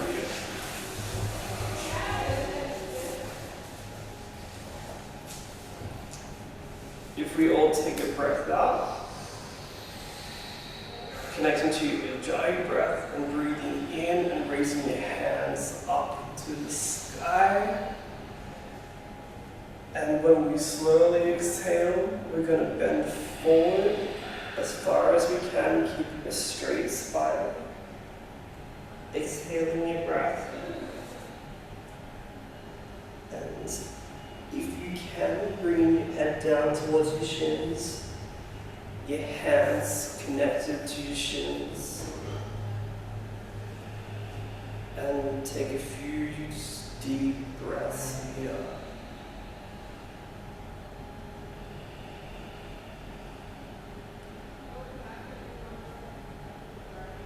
Remember to lengthen your spine and surrender to the pose.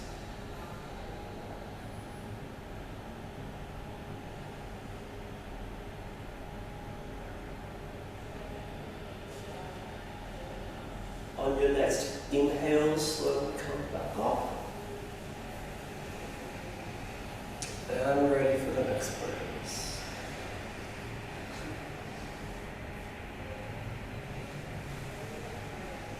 That's me. I'm going to invite you all to lay on your back. I'll be guiding you through bridge pose today.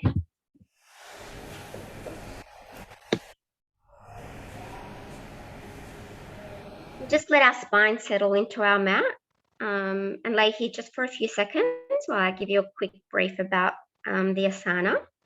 I invite you to come to your natural breath. Bridge pose is a great heart opener and it can strengthen our legs and improve our stability. This back bend asana is also a good pose to counteract prolonged sitting. And it's not recommended for those who have neck injuries or for expecting mamas. Okay, so now let's come into our pose by bending our knees and keeping our feet firmly planted into the ground, hips width apart. And on your next inhale, press down firmly into both of your feet and raise your hips up, lifting from your pubic bone. Clasp your hands under your back and broaden your collarbone. And here I invite you to activate your Pada Bandha in your feet and roll your upper thighs inwards to strengthen the pose. Stay here as long as you feel comfortable. And to finish, exhale, release your hands, lower to the floor, and allow your spine to settle back into your mat. And on to the next pose.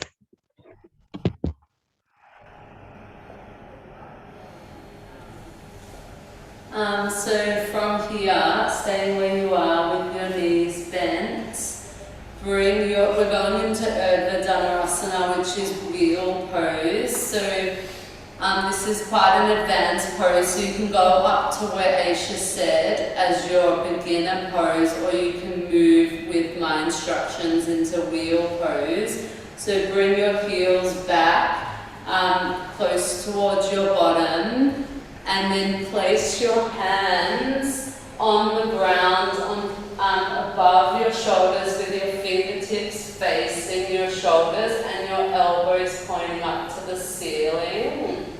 So you're going to be lifting the hips, and then we'll roll onto the top of the head and then lift up. So inhaling to lift, allow your exhalation to let go of the breath here, and then inhale and rise up into the back bend, pushing down through the heels and the hands to create more height in the hips and the chest.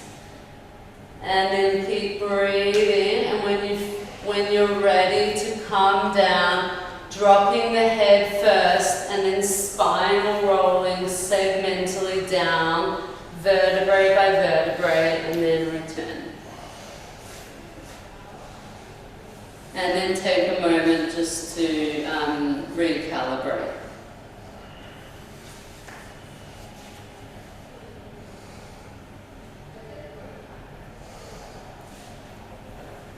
And then on to the next person.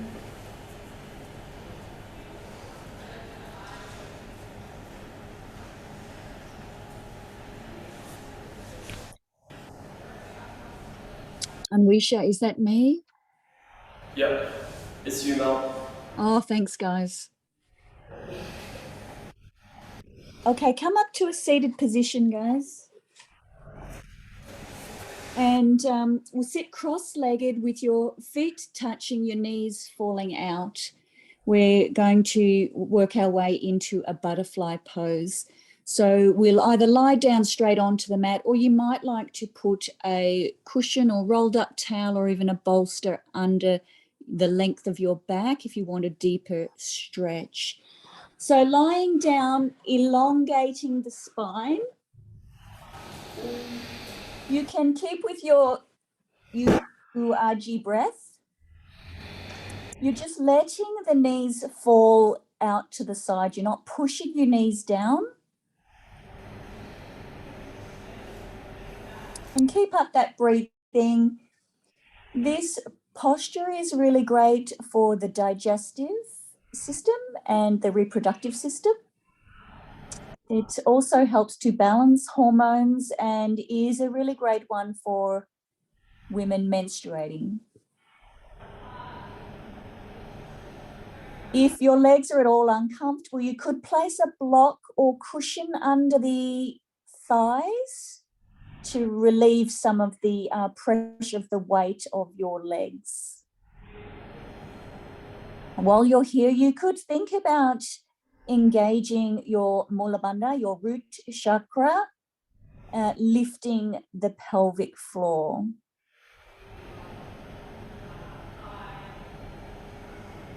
This pose is a relaxing, restorative pose. It should be comfortable. If it's not comfortable, make any adjustments needed.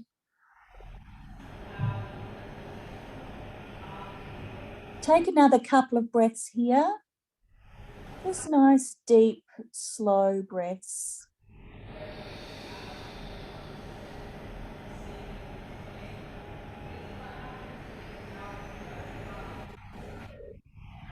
And I believe we might be moving into Shavasana now.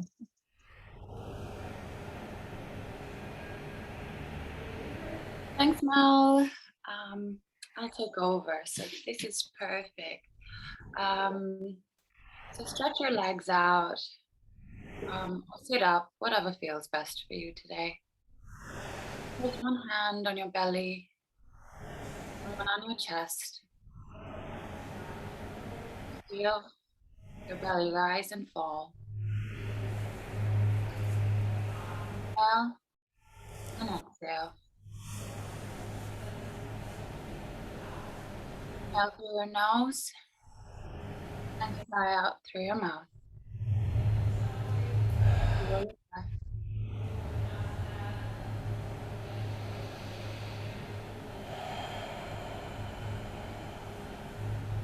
I invite you to bring your awareness,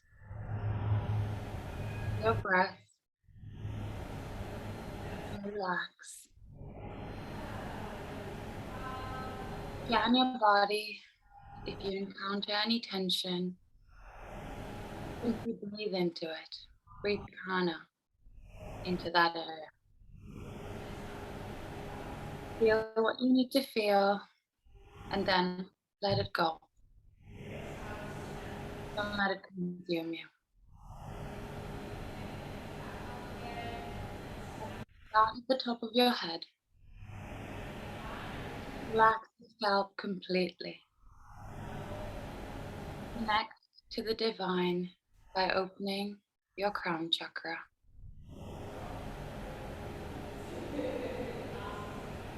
Let that energy flow down. Feel the skin of your forehead relax. Trust your intuition by opening up the third eye chakra.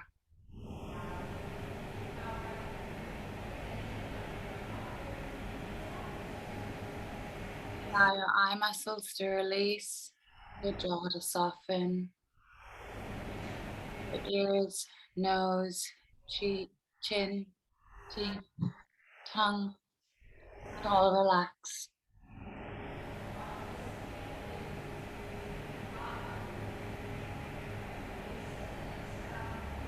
Listen to your inner truth by opening up your throat chakra.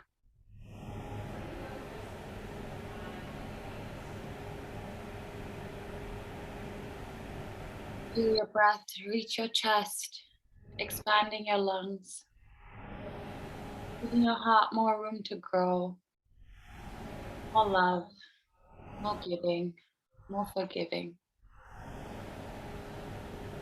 Let love in by opening your heart chakra.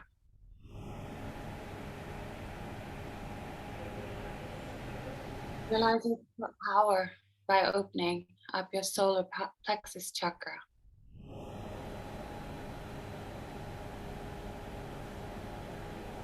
Soften your belly.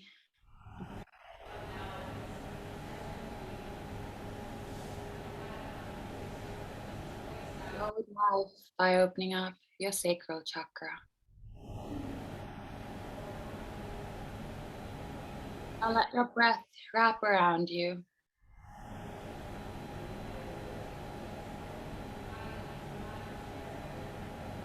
Continue to breathe in deeply.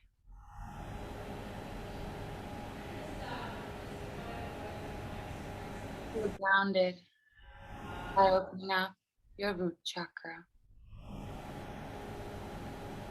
Breathe in health, happiness, harmony. Without your worries, your tensions.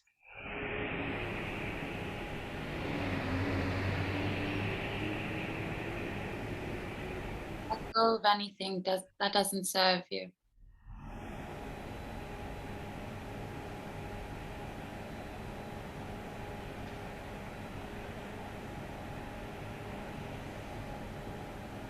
Breathe in light from the top of your head to the center of your body, right down to the tailbone.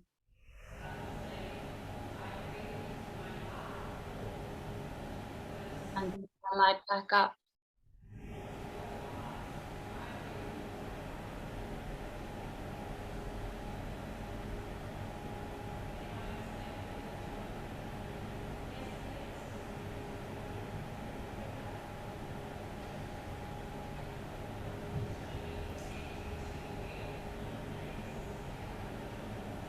Whenever you're ready,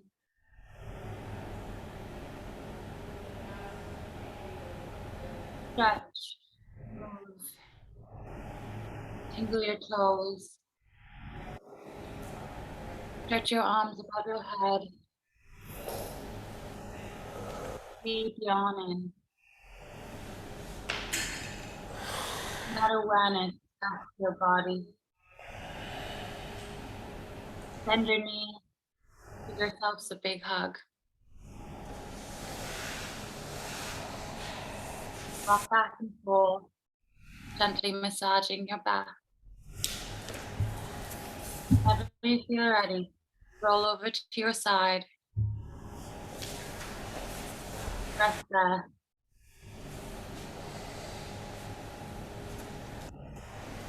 And then find a comfortable seated position. Find a sitting down in your pose for the rest of your day. To end our practice, let's close it with an Om. So sit in a comfortable seated position with your spine upright, back straight, eyes closed.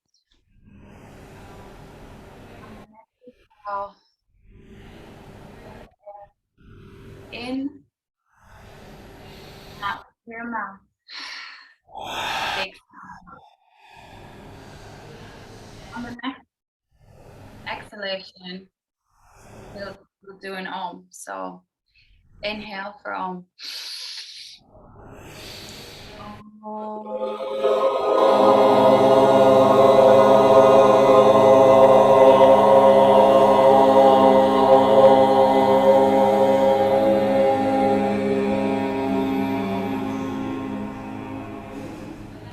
Palms of your hands together, feeling that heat. Get your palm on your eyes.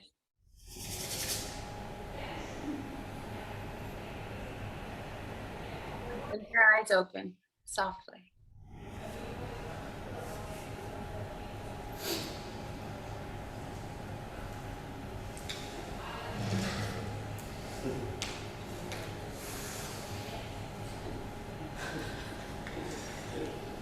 Namaste. Thank you. Thank you, everyone. Well done.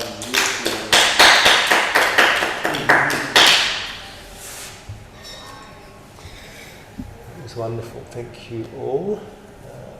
Look to the gallery so we can see you all.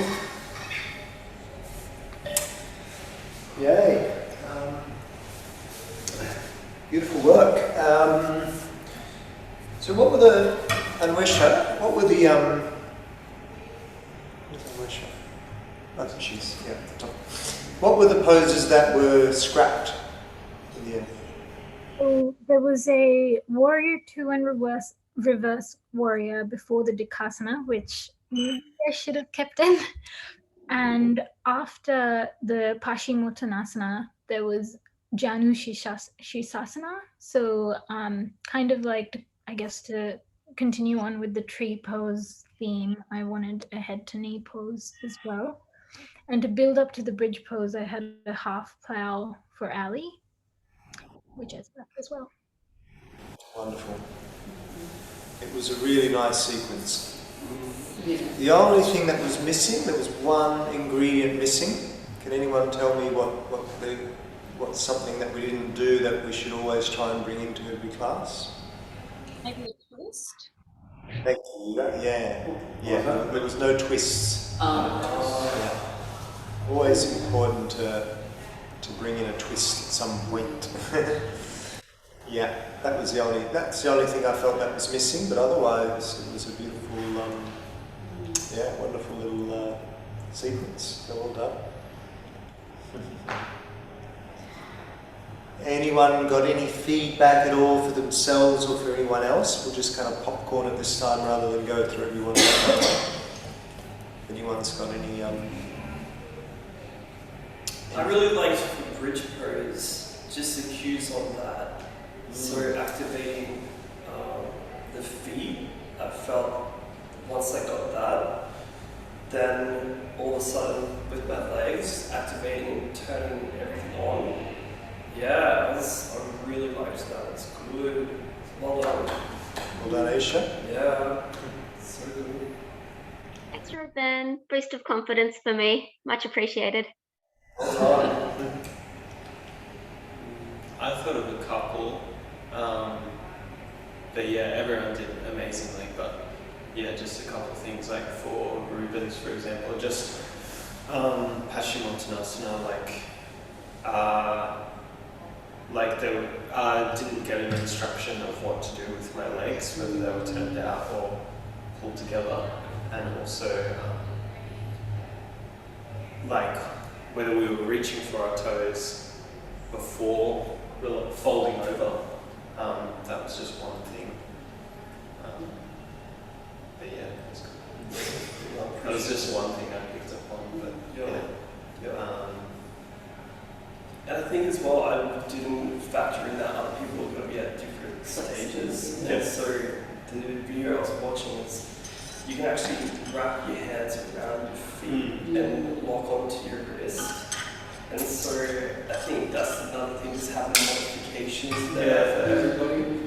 Yeah. And I think I was just trying to get the Sanskrit names or that everything else just fell away. And look, mindful also that we haven't done forward bends yet. We haven't done a lot of this stuff that you guys are already throwing yourself into. So well done for what you are presenting so far. Amazing. And it's only going to be refined once we kind of, dive into some of this stuff with more detail. Yeah. So I could say a few things too. One thing, Paschimottanasana is really important to ground the sit bones first. That's one, because you're coming. It's like before Paschimottanasana you could have Dandasana, the staff pose.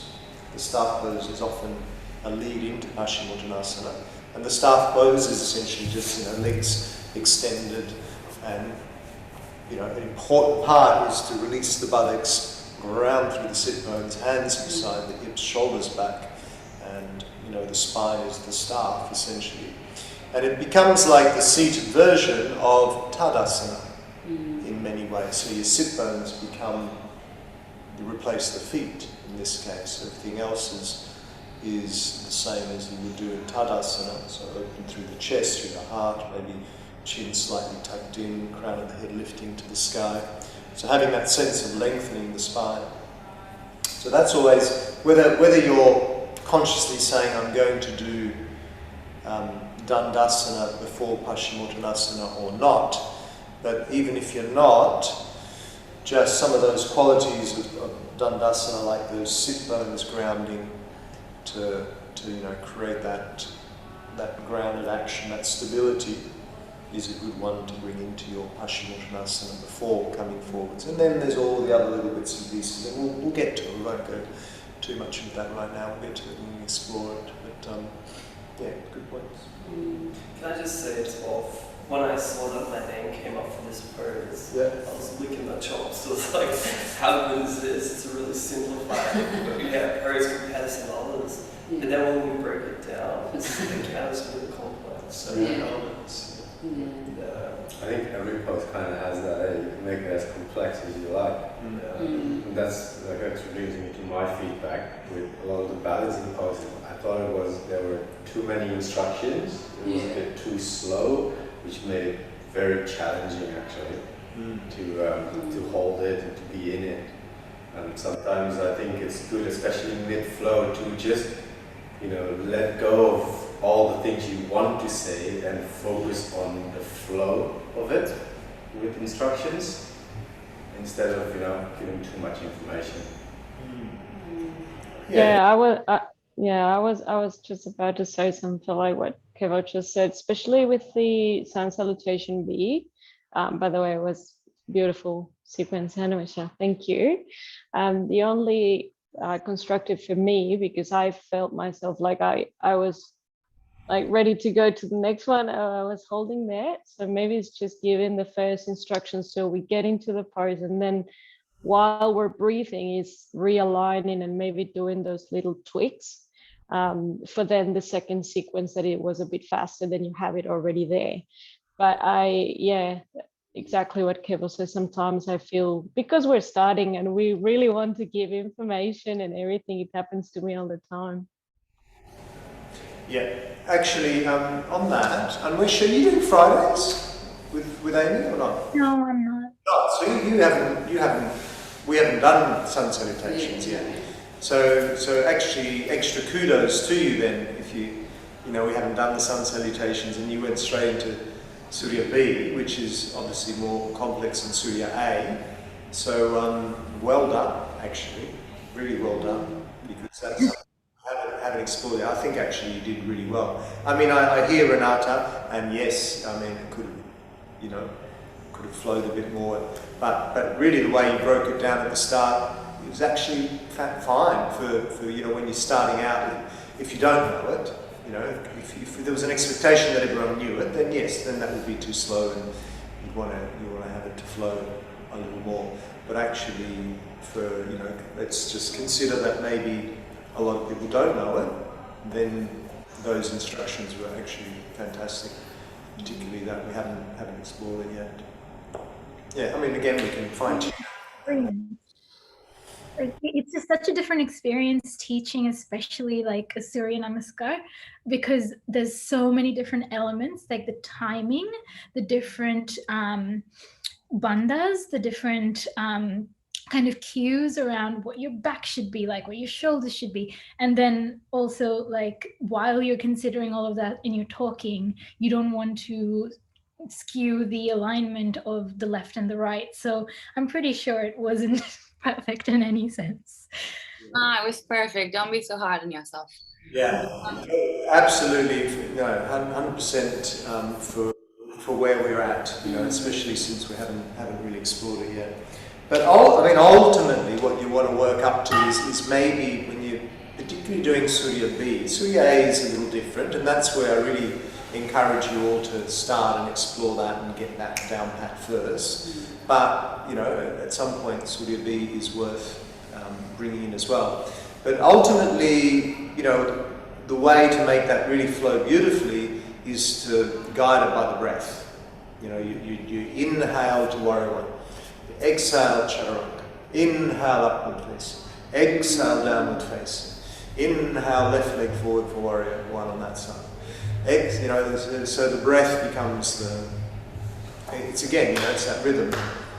It's the pranayama coming into the flow here, and it's all about the rhythm. But yeah, that's kind of like the goal. But for where we're at now, for just learning the moves, and you know, and even if that's the goal, you'd still want to break it down a little bit if you're teaching people who don't know it. You know, otherwise it's just people are just like, what the fuck, you know, where the hell are we with this, you know, trying to keep up. So actually breaking it down like you did was good.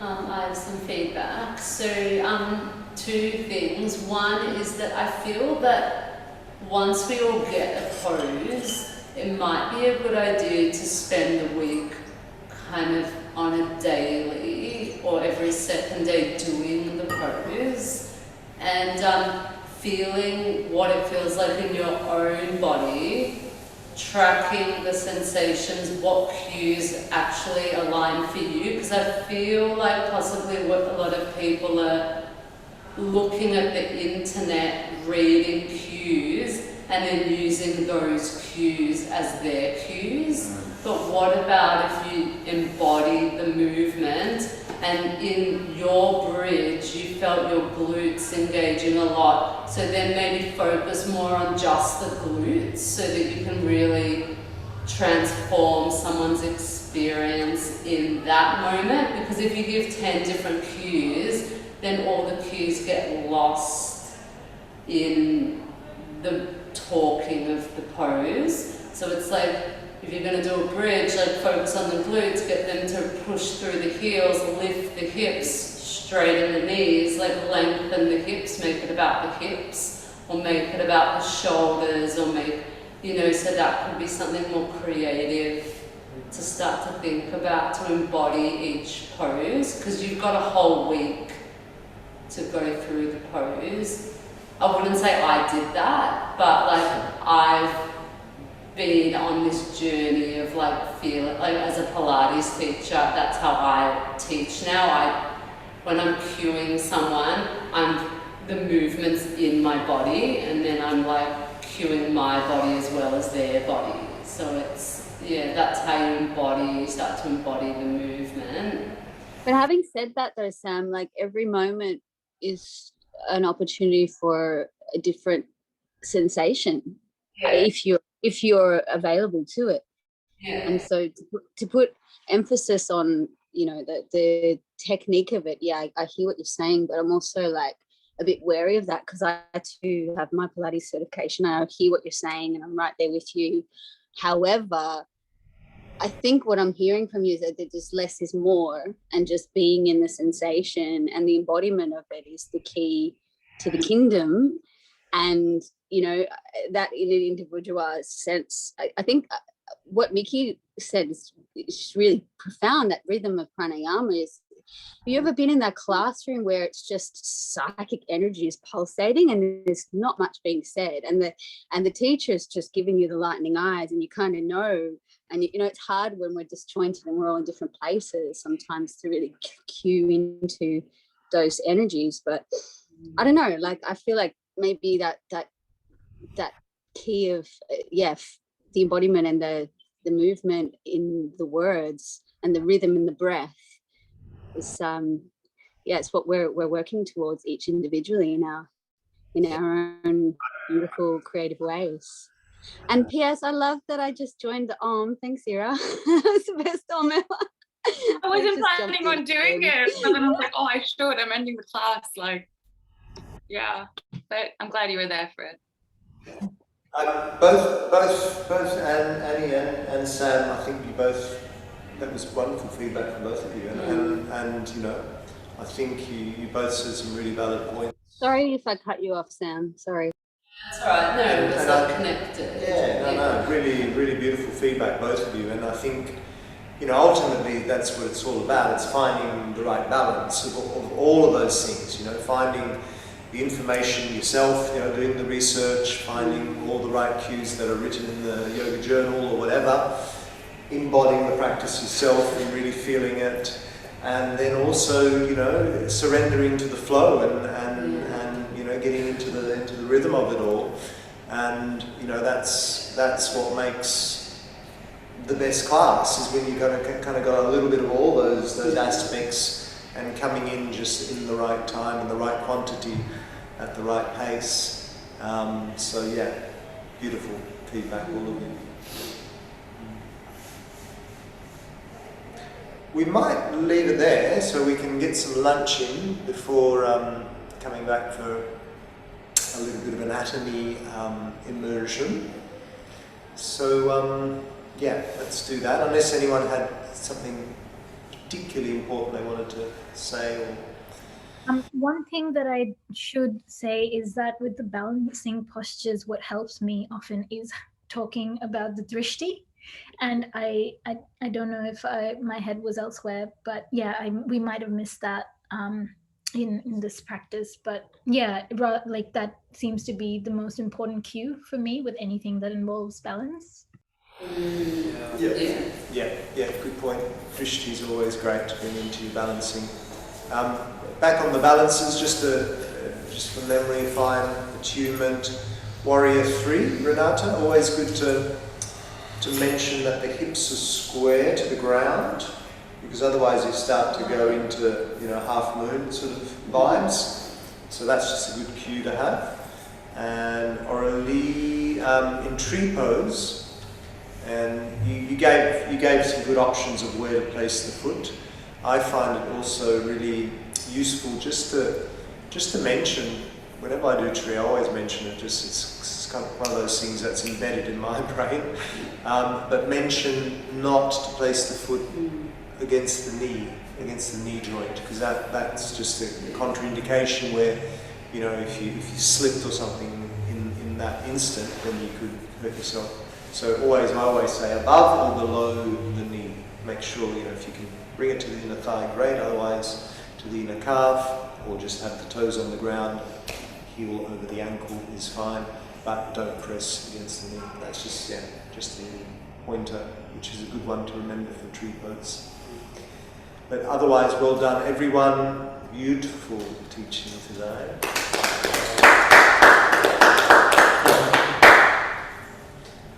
So yeah, let's have a little lunch break. Let's try not to have it, because it's only 2:36. So can we be back at 3:15? Yeah. 4 minutes.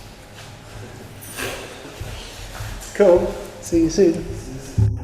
Bye.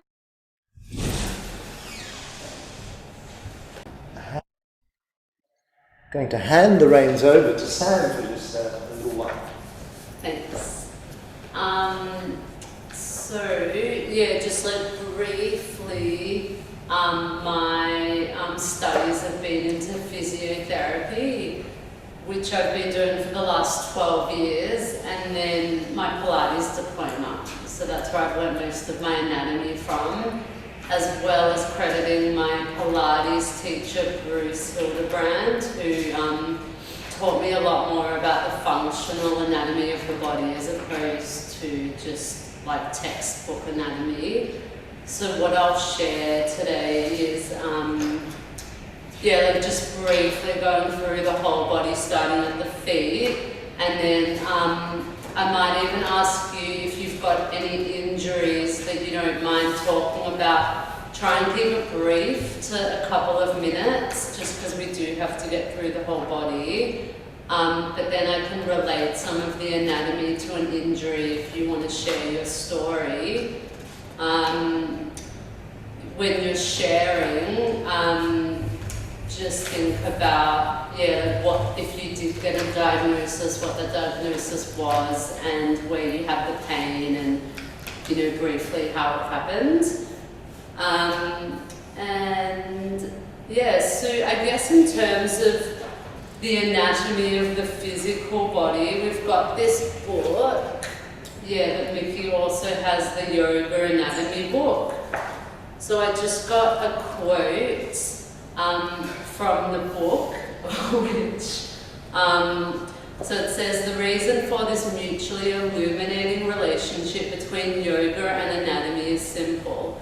The deepest principles of yoga are based on a subtle and profound appreciation of how the human system is constructed. The subject of yoga is the self, and the self is an attribute of a physical body. So, it also says this book takes the opposing stand that in order to go deeply inside ourselves, we must journey within our physical bodies. So I guess, you know, in terms of the yoga journey, they say to move away from the physical body, but I think there is that importance when you're guiding people into the physical body initially to have a bit of understanding of how it all works. So how I see how the textbook sees the body is you've got your axial skeleton, which is the cervical, thoracic and lumbar spine, so that's the spine. And then you've got your appendicular skeleton, which is your arms and legs. So let's start at the feet. So has anyone had any injuries regarding their feet? You have? Yeah. I had plantar fasciitis. Oh, did you? Yeah. Oh. And I had it on my right foot for like 8 months, and then that healed. I had it on my left foot for like 6 months, and then back on my right foot. All of those 3 years, I couldn't play football. Okay. And as I understand it, it's like having micro tears on, as if it's like on your elbow but on your foot, and every time you walk, it just keeps tearing, so you don't have the opportunity to heal. Yeah. So how did you get over the plantar fasciitis? Having to see a specialist, started to tape up my foot as well, so that just prevented me from using all those muscles. The fascia just had more support, and then there's just time not running and doing all the things that really impacted it. Yeah. Okay. So the plantar fascia is probably the most important part of the foot. So that's handy. So it's the superficial layer of the foot, and it connects from the inside, like on your inside arch. It starts on the inside of the heel and then connects into the toes. So it's involved in walking, and often people get plantar fascia pain from running on hard surfaces or increasing their load, like if you were training too much of footy. So yoga is very good for the plantar fascia because there's a lot of foot movements that are occurring, like downward dog, and there's a lot of stretches for the calves, so that's good. The one thing it brings up, the plantar fascia brings up the fact that we do have layers in the body. So you've got your bones, and then around your bones you've got your muscles. And then does anyone know how a muscle attaches to a bone? Actually, don't. Yeah, that's a good question. Is anyone up there? So the muscle attaches.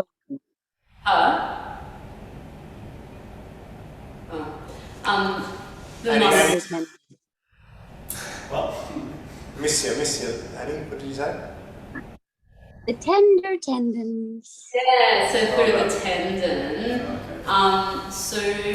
You've got the muscle bulk and then a tendon that attaches to the bone. So for example, your Achilles tendon is the end of the calf muscle attaching to your calcaneus, which is the heel bone. So we've got the tendons, which are like elastic, but then does anyone know another material in the body?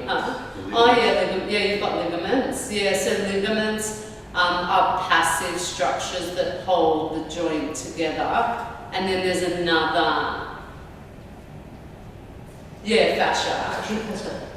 So we've got the fascia of the body, which really blends all the muscles together. So, for example, the plantar fascia is elastic kind of material that that supports the foot, similar to, so the iliotibial band on the side of the thigh is fascia, and then you've got your TFL, which is at the front of your hip, fascia, and then your lats at the back of your body is fascia. So, you know, it's just starting to think about the body not just as muscles, but you've got like the fascial element, and then obviously the ligaments and the tendons. So can I add something to what you're saying? That in my understanding, that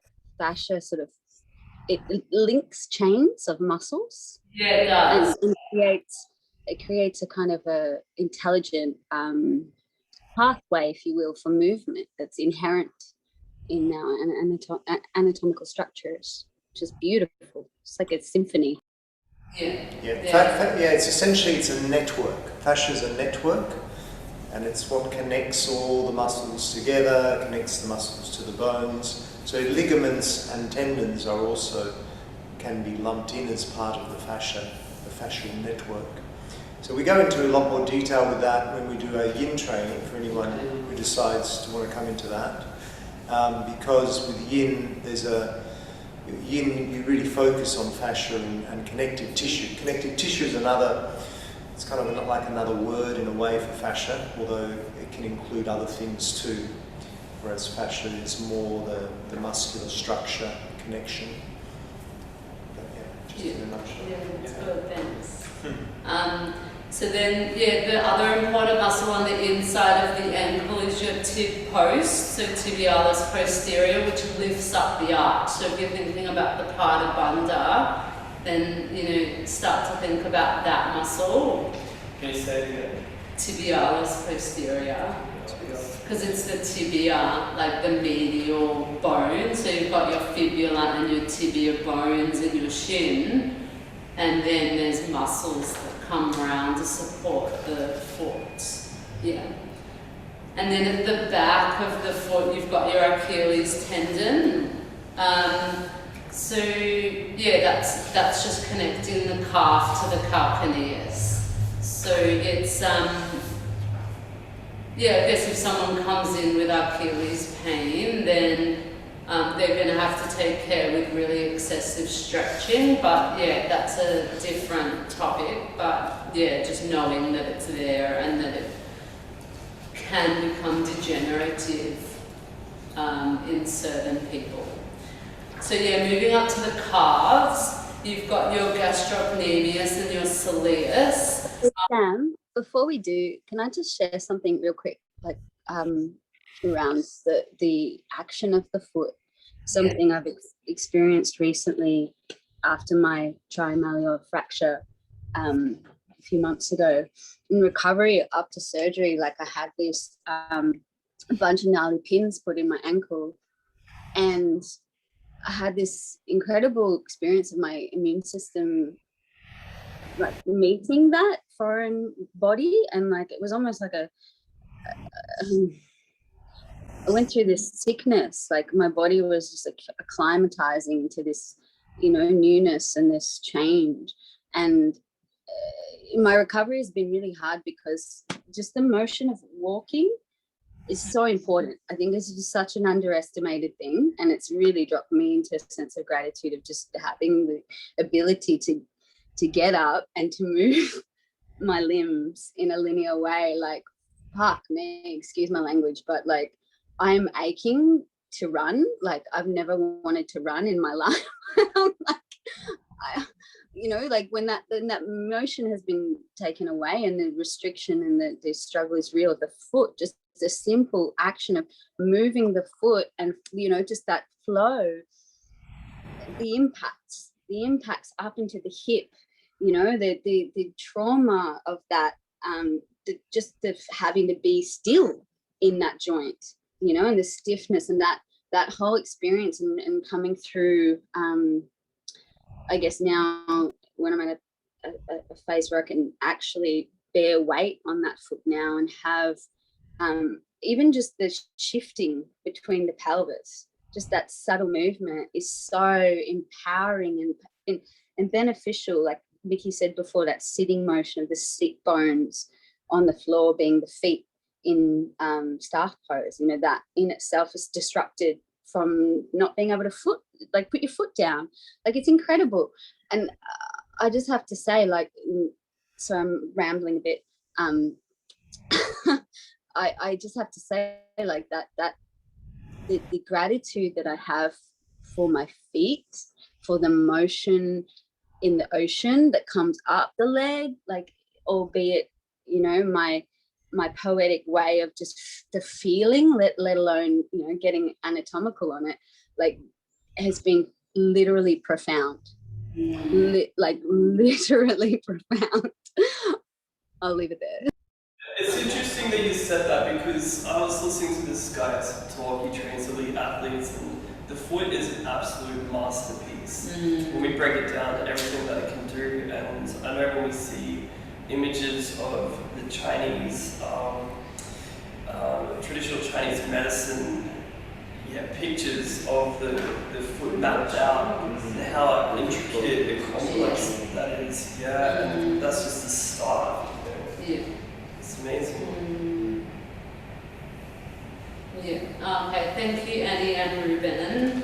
So I guess it's a good place to start if you're on your anatomical journey of grounding down into your feet through learning all the muscles of the body, of the foot. Moving into the calves. So, has anyone had a calf injury? It's less common, It's the biggest muscle pump of the body. So often if people have swelling in their ankles, then it's a good place, you know, to get the calves pumping. And you've got these two layers, so gastrocnemius and soleus, which blend together to form the Achilles tendon.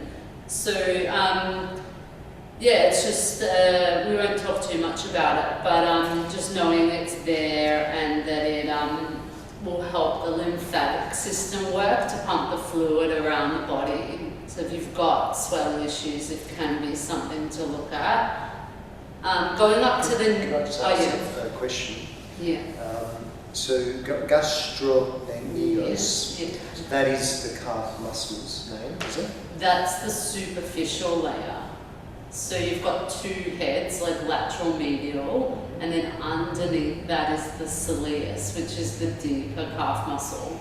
So they, I should have said that, they help you to rise up onto your toes. Like, that's the action. So it's called plantarflexion when you rise up. So you're working those two muscles.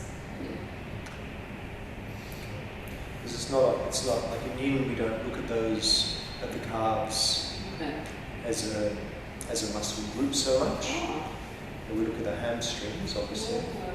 But there's, you know, I find in my own practice there's a relationship between the hamstrings and the calves. And there is, because I used to think it was all just one thing. I used to think the hamstrings ran all the way down the backs of the legs. Because when I do a stretch, I feel it all the way down. That's true. But it's actually two separate. It's two. And so what I was interested in is that set of muscles. Just the one. It's the two. But the gastroc has two heads that attach above the knee at the back. So then if people have pain, you know, is it the calf that's attached at the end of the hamstring muscles, or is it the hamstring coming down that's attaching, because they blend? So then, you know, that's obviously getting into diagnostics of the body, which you don't need to know, but it's good to have an idea.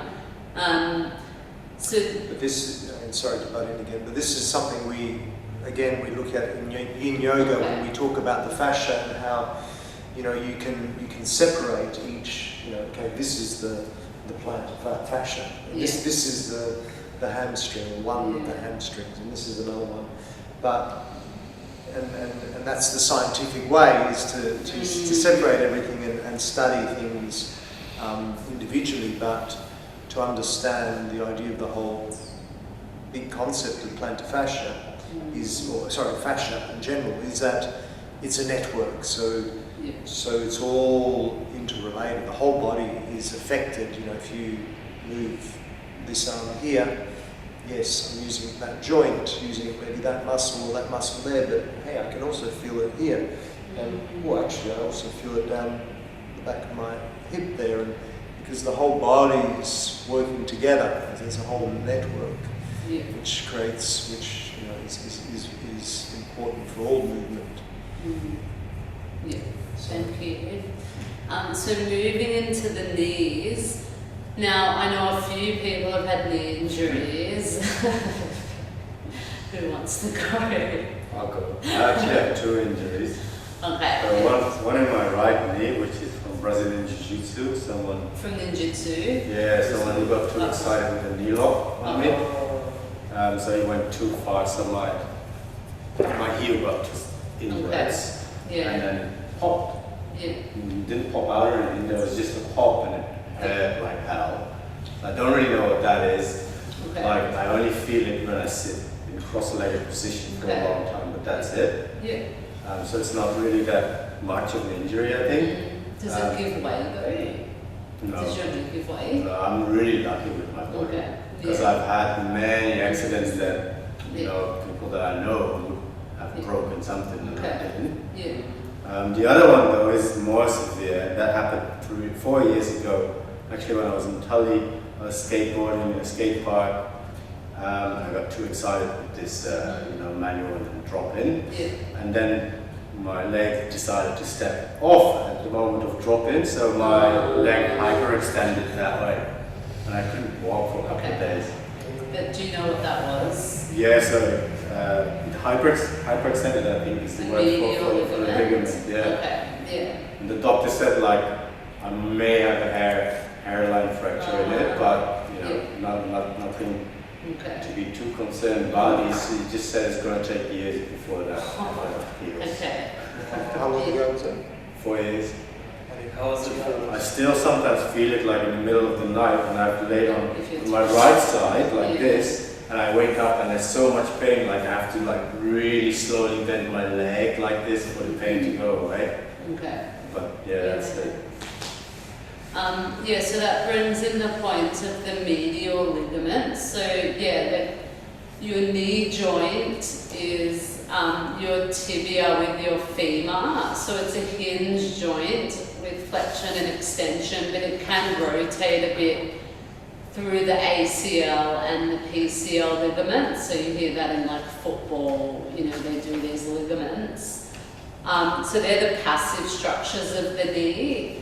And then on top of that, you've got your patellofemoral joint, which is the kneecap on the femur that glides. So there's these 2 joints.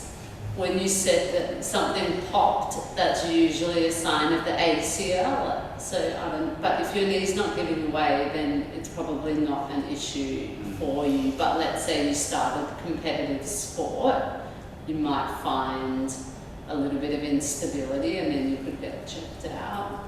But that's quite a common sign if someone says their knee is popped. It's like an ACL injury.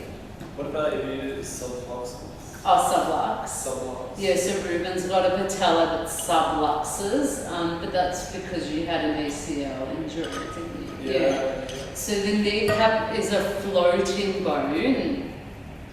This is that second joint, and it's really only held by fascia and muscles. So if your kneecap is subluxing, it's not deep in the groove. So it means that the muscles around the knee need to be strengthened. That would be. I need to find a good physio. Yeah. So I guess the big thing with you. Sorry. Yeah. I just wanted to ask about your thoughts on bursitis. That seems like quite a common knee injury. I personally had it, and I've had had it. What would you explain bursitis to be and how it affects the knee? Yeah, so bursitis, there's a few bursa, but usually the one is around the kneecap, like the patella, like the bursa around I think it's the patella tendon, which is below the kneecap. Yeah, so it's like there. But yeah, it's called I think it's called housemaid's knee, which means like that you get pain in your patella from kneeling a lot of that bursa, and it's just, the bursa is just a fluid-filled sac that can become inflamed. You don't usually get bursitis without a tendinopathy. So if the doctor has said to you that you've got bursitis, you might also have a patella tendinopathy, so they kind of go hand in hand. Usually to do with jumping as well, like basketballers, or maybe dancing, like if you're doing a lot of jumping. But yeah, it's common-ish. How do you heal? So healing, icing, yeah, it's hard in the knee because it usually just gently heals itself. There are taping techniques for the patella. If there's a footy player that's kicking a lot, you can get them to stop kicking for a certain period of time so they're not compressing their bursa. So it depends, I guess, what caused your bursitis. But it's not, I don't have any plans with it at the moment. It's not the commonest injury, but it is there. What about pain like behind the knee? Like as in like in that sort of, that little squishy connective point there? Yeah, like when do you get it?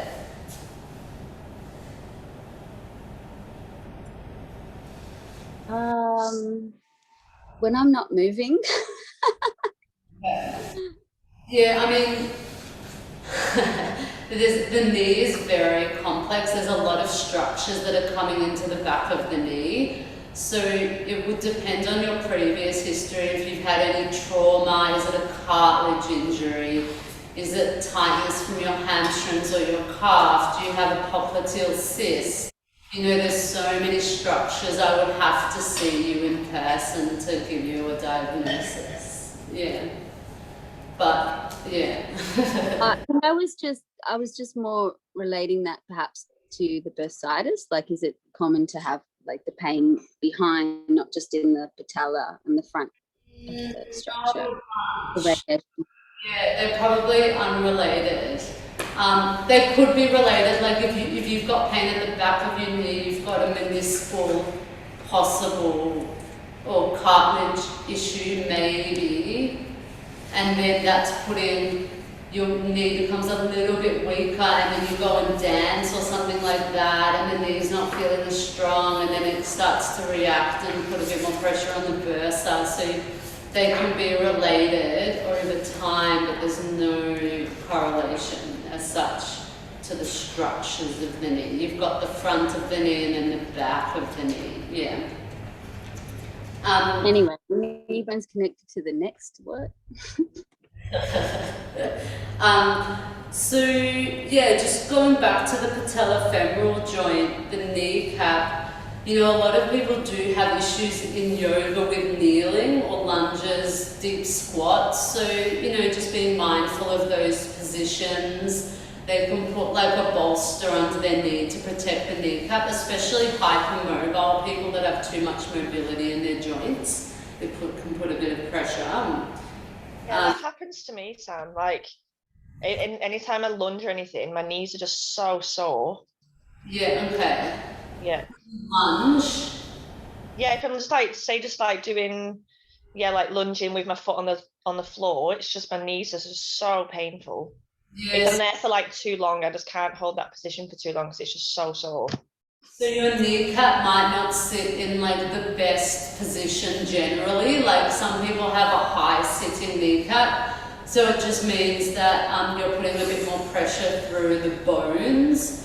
Yeah. So You have to like take it slowly and put something soft underneath your knee. Yeah. Okay, cool. Thanks. I think we can just put up a photo of the knee. Yeah, so where the patella is there, that's the, yeah, it's covered by the tendon, but underneath that tendon, that white thing, is the knee cap. And then it brings us to the muscles of the knee. So I just want that picture. So the quads, so we can see, you know, the top of the knee, we've got the lateral quad, which means the outside one, which is on the, like, my left side of the photo. And then the right quad, which is the medial quad. So you've got your rectus femoris, your big quad muscle, which affects your hip and your knee, and then your three vasti, so vastus medialis, intermedius, and lateralis, that just control the actual knee. So most people are really tight in their quads because of sitting. So we really need to work on loosening up this muscle. Too many people are using their quads for stability rather than their glutes. So it's a muscle to stretch rather than strengthen too much. Like I don't focus too much on the strength because it actually has a lot of strength. People tend to focus too much on it. But it's, yeah, I mean, it definitely connects the hip and the knee, as you can see there. And yeah, it then relates to your ITB, which is the outside of the thigh, which is your iliotibial band. So again, another muscle that's very tight in a lot of people. And sorry, just to jump in there, do you have some good ways to stretch the IT bands? Yeah, I mean, we can go over that during the yoga asana practice. But like, the ITB band is here, so you're going to have to like stretch out like lots of side bending movements, or we do spinnaker and Pilates, which is a hanging movement off a pole. But it's, yeah, I wouldn't worry too much about it. It will loosen as your glutes loosen. So we'll come up, before we go into the hamstring, we'll talk about the glutes. So as we, oh yes, we've got the ITB coming up. Oh yeah, good picture. So keeping that, so you've got this ITB band on the side, but behind that you've got your, see that round glute muscle. So does anyone know the names of your glute muscles? Glutes. Yeah, Gluteus maximus. Yeah, that's good. Yeah, so that's medius. And is there a minor as well? Minimus. Minimus, yeah. And then, so these are your glute muscles, but underneath your glute muscles in your bottom are your deep hip rotators. I'll go to that first picture. Yeah, that one, thanks. So on the left-hand side here of this picture, that's slowly loading, so you've got your glutes. Yes, on the left-hand side you can see your maximus, which is your most powerful muscle in your body. So this is the muscle you want to start to activate in bridging. To start to soften the rest of the body, you get the power muscles working. And then you've got your glute medius, which you can see on the top there, is your stabilizing muscle when you're on one leg. So you want to start to engage that more to improve your balance. And then if you look on the right-hand side, you've got your deep hip rotators. Oh, there's minimus, yeah, there. And then piriformis underneath, yeah, not as important. But yeah, these ones, yeah. So your superior, inferior gemelli, obturator internus and quadratus femoris. So they're really deep hip rotators. Are they these ones or not? Yeah, those ones, yeah. that are involved in actually spiraling the hip back into the socket. So starting to think about the spirals of the body, mainly in the hips and the shoulders. So in the hips, you've got these deep hip rotators that spiral the hip back. And you can feel that in like the warrior poses when you're aligning your knee with your third toe, opening out externally, like rotating the hip and then tightening the glute muscles. So I would look into those ones. Probably like if you were going to look into any muscles of the body, I would start at the glutes, because most people don't activate their glutes very well. So yeah, that's an easy one to begin with. And then we move down a little bit into the hamstrings. So usually very tight and weak, and they attach to our sitting bones. So has anyone had a hamstring injury? Oh, you have? Yeah. What have you done? I think just strained it again from football. Yeah. And it's about a 6-week injury. Yeah. Right. Yeah.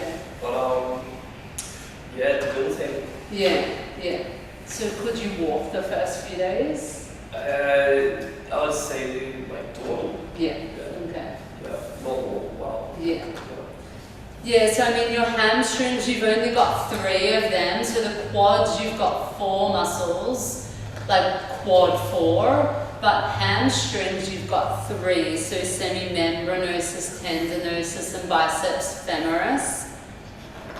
And they're usually quite weak. So semimembranosus, aren't they 2 separate ones? yeah, semimembranosus, and then tendinosus Or is another one. is semimembranosus just the one? Right, yeah, sorry. it's on the inside. Yeah. For some reason I thought there was 4 hamstrings. No, There's it's 3. just one. Yeah. So then, yeah, you can see there at the back, see how the lateral and medial heads of the calf come up to the back of the knee. So you've got the hamstring muscles inserting. So for Annie, like the back of the knee is the most complex, nearly one of the most complex parts of the knee. So it takes quite a good diagnostician to work out what is actually giving you pain at the back of the knee. But yeah, you've got your hamstrings and then your quads, and then you've got the posterior cartilage as well, deeper to that, that's can also give you pain, as well as another muscle called popliteus, which can also give you pain at the back of the knee. So now what we'll do is we'll rise up to the pelvis. And so the pelvis is a bony-like structure that's like a ring. So it's the, in Pilates they term it the pelvic powerhouse. So you've got lots of muscles which come in to support the pelvis. So if you feel the bones on the front of your hips, like that's your pelvis, like these bony protrudences. So can anyone, we're gonna look at the deep muscles of the pelvis. So at the front, does anyone know what muscles we have that support the pelvis from the front? Hip flexors. What's that? The hip flexors. Yeah, so psoas. Yeah, that's an important muscle. That's Ruben's favourite muscle. Yeah, I mean the psoas is a really deep hip flexor muscle, stretched out when you do any of these warrior poses. So you get the psoas attaches all the way to your nipple line, but it it's also an emotional muscle. So store all our stress. yeah, where a lot of emotional stress is stored. Yeah, yeah. Is the psoas related to the vagus nerve in any way? Well, I'll have to check that. I don't know. Maybe. Yeah, maybe you can check it. Yeah. I'm not sure either. I don't know, but it could be. I actually looked up the vagus nerve the other day, but I don't think so, but possibly. I remember looking at it more from an organ point of view. Intuitively, it feels like it would be. Yeah. What did you say? The vagus nerve does go into the hips from the spine. Yeah, but I don't know if it innervates the psoas muscle. Yeah. But yeah, moving into the pelvis. So we said the psoas muscle that so that sits very deep in the front of the pelvis. What other muscles would you say are there? This one, the iliacus? What's that? Transverse abdominal. The muscles. What did you say? The iliacus is the iliacus. Oh, iliacus. Iliacus. Yeah, that's a really deep muscle. So, which forms iliopsoas. So your iliacus and your psoas come down, and then they form the iliopsoas muscle. So.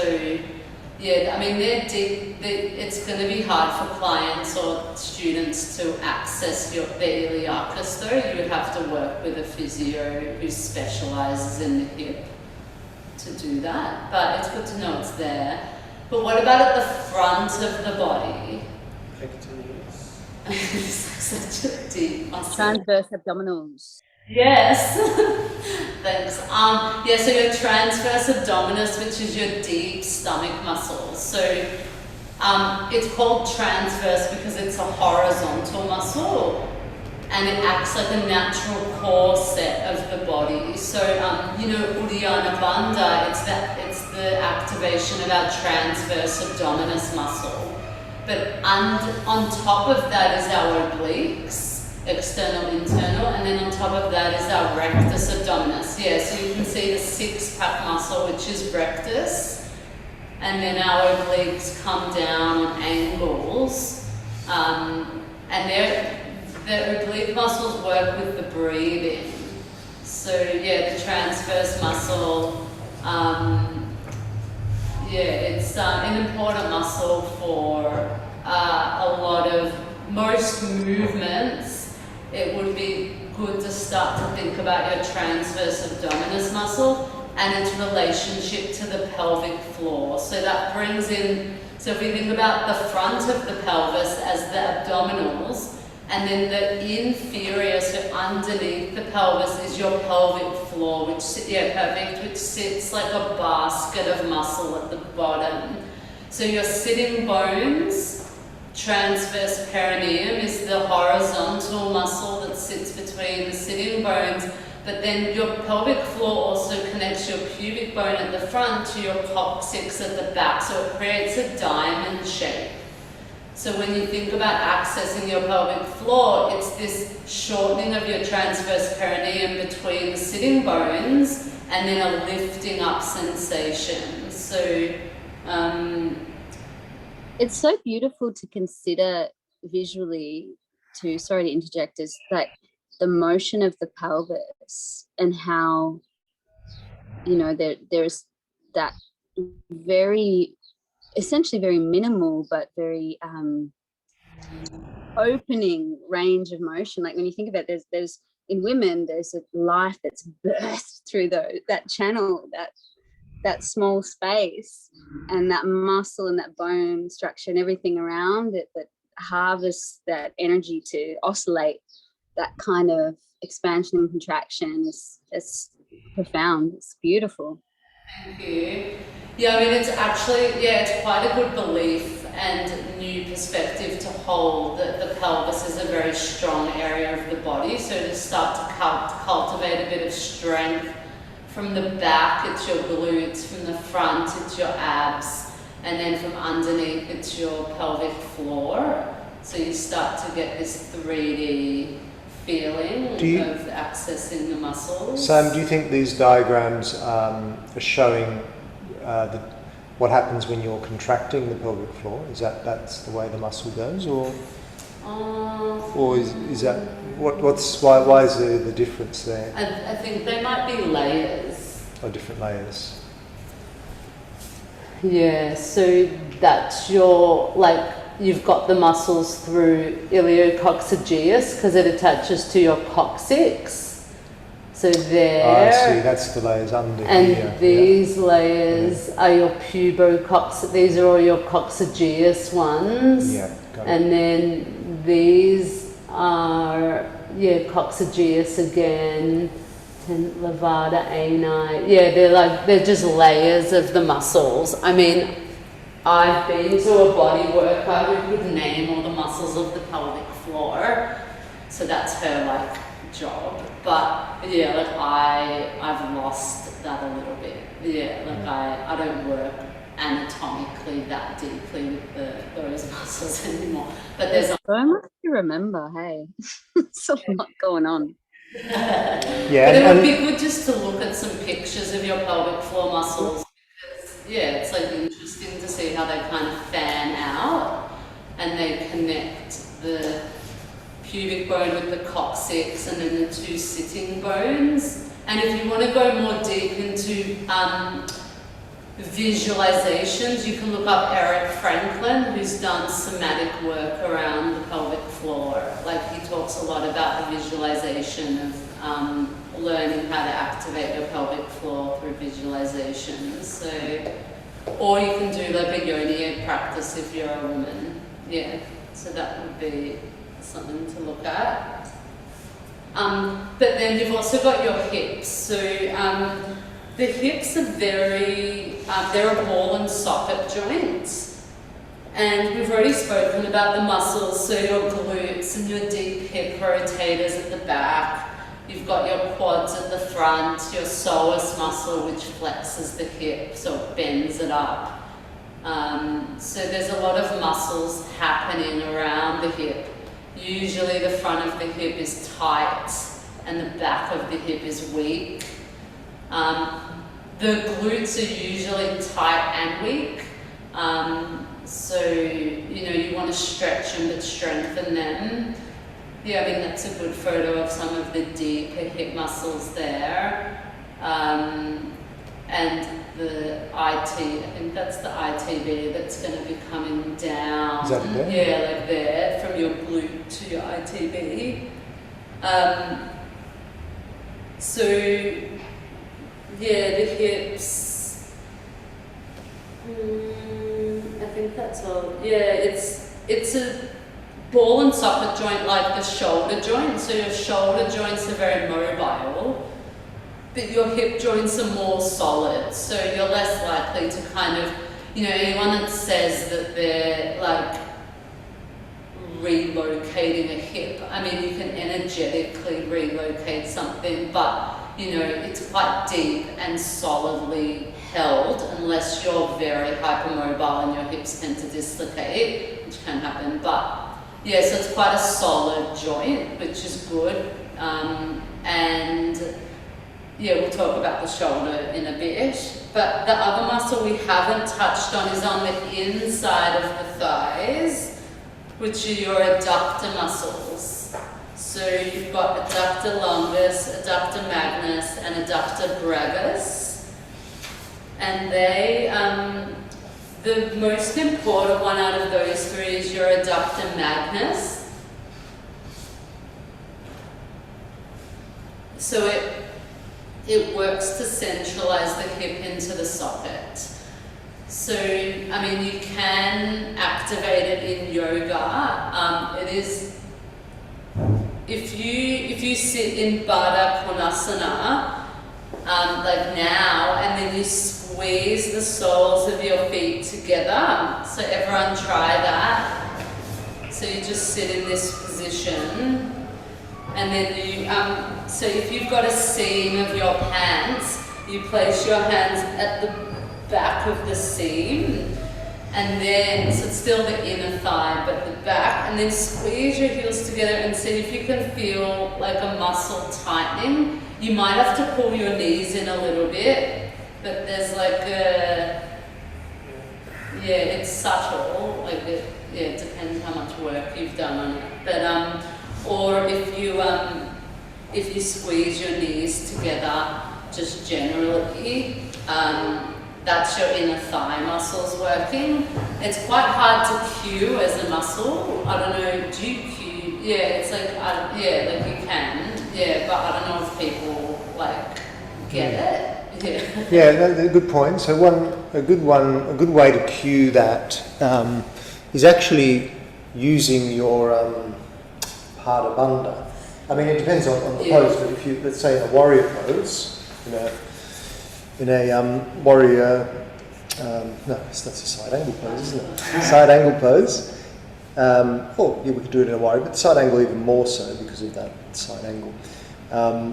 One of the main things in that pose is you want to be strong in that back leg, you want to be nicely sort of grounded, and you want those inner thighs to be engaged, because if not, you kind of, there's that kind of collapsing, and you'll end up doing what Kevo did to his knee. So what we do is the way I cue it is really focusing on the Pada Bandha. So you lift up the inner arch of the back foot, and by doing so, you're also then starting to engage your inner thighs. It all sort of comes together. Inner thighs engaged, inner arch of the foot lifted, and that and then brings it all if you together. stay there, can you go back into that? So the hip spiraling action is this muscle, like in here, so this tightens because this whole leg spirals out, all the way out like this. And then see how, does that tighten on you a little? Yeah. And then this muscle tightens. So it's like an external rotation of the whole leg opening to activate the glute, hamstring and inner thigh complex. Like that would be ideal with every pose to get into that spiraling action. So yeah, another cue there is to externally rotate the hips while you're in the pose, and that creates that spiral. I'm feeling it all the way to the fascia. That's right. Can I ask a question, if I could, about external rotation? Just when I hear that cue, I don't really know how to activate that or externally rotate my thigh. Does it start with your feet and how your feet are positioned, and then you kind of how you direct your feet, it works your way up your leg or something? I just don't know how you do it by just focusing on the thigh. Yeah, it starts at your foot, you lift the arch, you then energetically think about the calf rotating, then the quad rotates, and then the glute. So if you stand up and you let your arches collapse, right? And then lift your arches up, and then see if you can tighten your side glute muscles. And spread the toes. I find that's really helpful, that Pada Bandha, like the real lengthening of like that tripod in the foot, of really getting that almost in your gripping with the feet, and then feeling that torque that comes up the limb and deposits powerful energy in the pelvis. Maybe we can go over it like in asana. Yeah. Thank you. You have to feel it. Can I ask a question as well about the hip? Because I have a labral tear in my hip. Yeah. And I've not been able to really talk to anyone or do anything about it because of lockdowns and whatever. But does that affect like the flexibility in your hamstrings and your glutes a lot? Because I've been practicing yoga for many years, and I think I didn't realize maybe that injury is probably what's like always restricted me a lot in certain poses, and it's made me more like conscious of, never really thought much about the hip because you're always worried about more people's knees because it's a more common thing. But what advice would you give to somebody if they were had an injury that way? Like, because the guy that I spoke to said, don't do yoga, which I don't think is the answer. Because obviously I can't take that answer as, the truth. But yeah, like what kind of effect would that have on a practice, do you think? So, good question. Labral tears are quite common. It's a cartilage tear in like the deep hip socket. So the thing is, you can get restriction in the hip joint because of the labral tear itself. So that's obviously something we can't change, but that could be present. From a muscular point of view, you can work the muscles deep around the femoral head as it comes into the acetabulum. So the deep hip rotators that we were talking about before, to get the spiraling action, to get your glutes turning on more. So you could work within your yoga practice on activating the glute muscles a lot, and all the standing work with 2 feet on the ground would be okay. You do have to be a bit careful with loading your leg on one leg, depending on if there's any pain. So you could just do, let's say, tree pose, but like dancer's pose, you know, where you're really having to extend the leg, like that's a lot of pressure going through both hips. So you might have to be mindful with some of those. But yeah, your hamstrings as well can get tight because of their relationship to the sit-in bones, which then is the relationship to the pelvis. So your pelvis might be, it brings us on to something else actually, which is, you know, if someone has an arched pelvis, then they're in an anterior tilt or a posterior tilt. Now that affects the hamstring length. So it depends on you could work a little bit on the pelvic positioning, like how the pelvis is positioned in your body through the glutes and abdominals. Like I would just put more of a focus on the muscle activation in class rather than going deep into like a pigeon pose.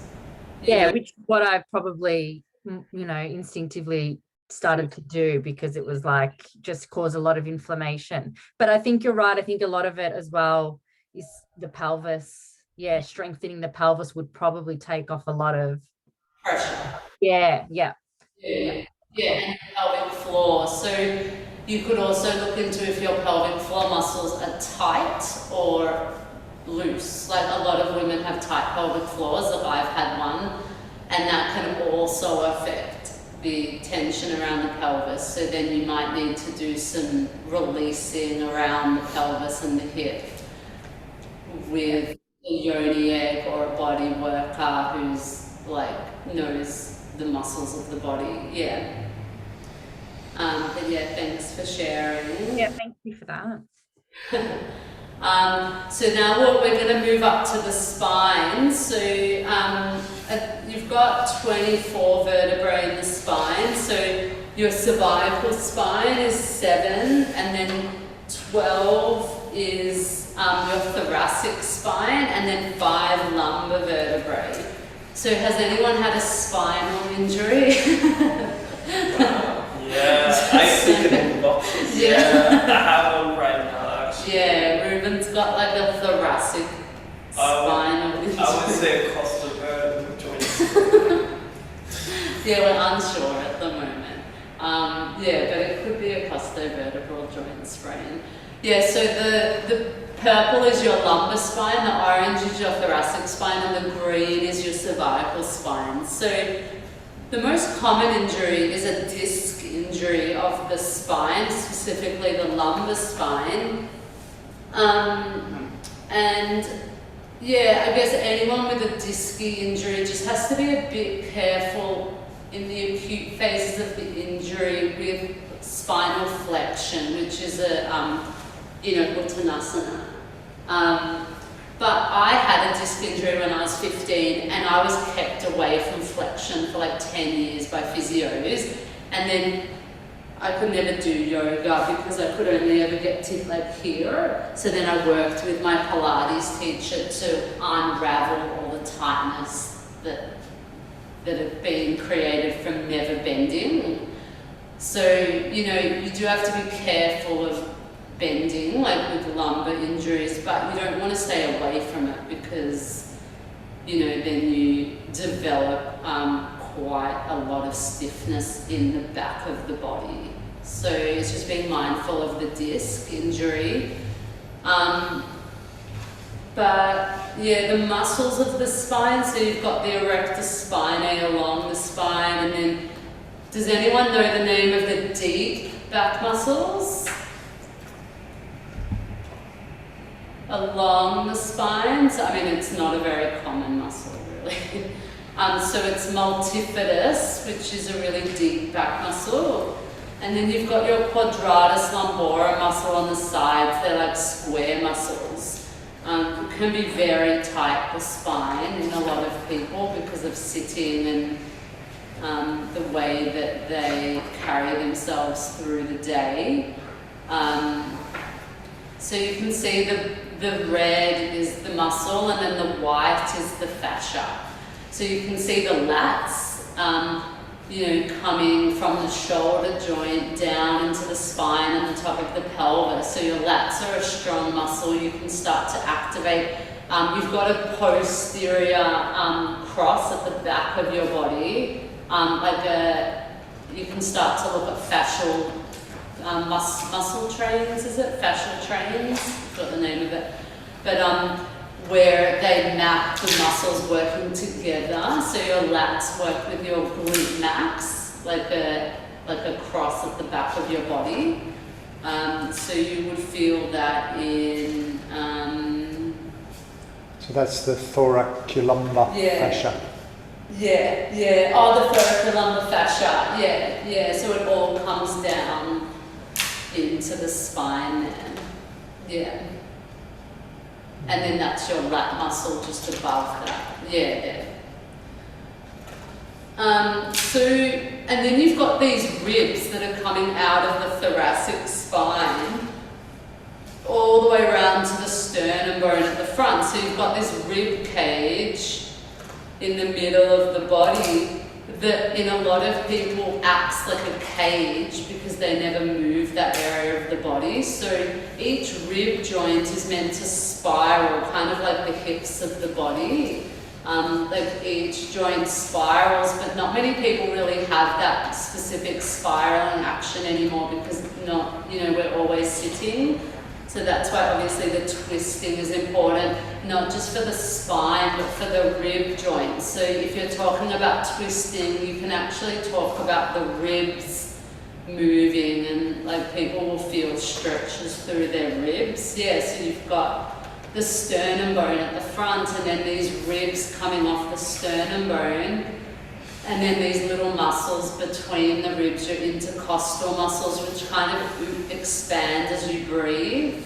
So, the more you can start to think of your rib cage as flexible, that helps. Like when you twist, the ribs all twist independently. Sam, can I ask a question? With intercostal muscles, is there? I mean, I imagine that there'd be a network of fascia through that space. Can we get? I'd love to see that. Anyone on the pull-up, Nikki's face? I mean, like, because it boggles the mind to think that these sorts of muscles, which are so minute in a gross sense, the word, and yet it's that yoking, you know what I mean? It's that yoking essence of their anatomy that fascinates me. And like, it's hard to put into words. I don't know. Yeah, I mean, I know that those little muscles, they sit in like a crisscross kind of fashion. So there's something around like, one certain muscle stretches one way as the other muscle stretches the other way. Like it's quite complex, the intercostal muscles. So, but it's just about expanding the spaces between the ribs. So like if you do a side bend, do that now. So everyone just lift your right arm up and then stretch and then place your left hand on the ribs and then inhale and expand into the rib cage. And you want to start to feel like separation between the ribs. So you can kind of poke around in there and try and expand as much as you can with your breath into that side of the ribs. So you can also get a ball onto your side into that area and start to realize how much tension is held through the rib cage. Yeah, so you can use the breath to try and release a bit through your intercostal muscles, but they're such small muscles that it's hard to kind of get into them. Like it will take to come back to the breath too. Huh? Yeah, absolutely. It comes back to the breath as well. Yeah, the breath, it comes back to the breath. Yeah. The breath helps to expand With the the rib cage. ribs, yeah. And then so we'll go on to the shoulder blades when you're finished. So the shoulder blades, they sit at the back of the body, like on top of the thoracic spine. So they're like your wings, and they don't really attach to anything, they just kind of hang in space, kind of like your patella in your knee, like it just hangs in space. And they're called your scapulae. So, you know, you've got a lot of muscles. Now the shoulders are very complex joints. So it's the most mobile joint of the body. So it's a ball and socket joint, but it's mobile. So it can kind of move around a lot in the socket. I've had shoulder injuries. Oh yeah. What have you had? AC separation. AC separation. What happened at first was everybody thought I did an AC dislocation. So I had the whole team trying to pop it back into place, but it wasn't out, it was separated. And so they wanted to do surgery where they cut ligaments and tendons and put a titanium plate there, push it down, but they say that there's actually more complications cutting tendons and ligaments, that I'm better off just rehabbing it in the gym and you're done as well. Yeah, and so like Ruben with his thoracic pain, I think he's got a lot, like there's a journey here in terms of the shoulders. Like the shoulders is going to be like the biggest transformation because of his, like the shoulder injury that he's had and all the work that he's done with pull-ups, accessing the front of the shoulders, but it's like the back of the shoulders like need to get strong.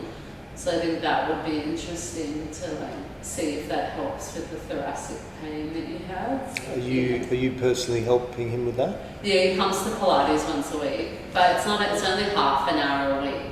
Yeah, so it's not really enough. Got a bit more. Yeah. Well, actually, because not to break you off, but I have this thing that every now and then I make a minor movement and my whole neck tenses up, and I've had it like maybe now, last time I had it less than a year ago, maybe it was actually, I was laying down in Shavasana, but there was something at my feet, so I had to quickly pick myself up and go backwards, and in that motion, my whole neck stiffened up, and I couldn't walk like properly, like for a couple of days, like I would have to walk so slowly because every tiny movement would collapse me because of the pain, and I got dizzy and everything. And that's like, that was here from my neck going into my shoulder, and I still don't really know what that is. Have you had trauma to your neck before, like a car accident, whiplash or anything? Oh. Or like a not a car accident. Well, no, not really a car accident, bicycle accidents. Okay. Have you hurt your neck in that way? Very likely. Like when I was a little kid, I was actually hit from the side by a bicycle when I came out of like an alleyway, and then I landed on my head, like I had to get stitches in my lip. Okay. But Yeah. Because if you've had a lot of trauma to your neck, like bike accidents and things, then you may have some disky, like degeneration in one of the discs that's creating these episodic restrictions. Yeah, because it's so random. Also, when I just got to Australia, I was just sitting on a bar stool, and I just heard something, and I looked to the right, and it's so horrible. I mean, you could get, the only issue is your dizziness, because the pain is okay, like it's justifiable. But the dizziness, do you get dizziness? No, it's not really. Okay, that's good. The pain is just so So like, bad that it creates a sensation. It creates this whole tension through my body and then collapse and the dizziness. Hey Kev, can I ask you a question? Yeah. Do you find that when you are recapitulating that trauma or when you're in that sense of pain body, it becomes a heightened or more solidified experience, perhaps? Like something that I just wanted to be devil's advocate on, because I'm very well experienced in pain in my life. But the more I live in that conscious acknowledgement of pain, the more it haunts me, or the more it might show up in places in my life. No, you know, that the more that we can maybe like detach from that pain, or even see it objectively, or even just look at it from a helicopter perspective of the microcosm. That question you just asked, if I ever had a trauma, I thought straight back on that bicycle accident when I was a kid.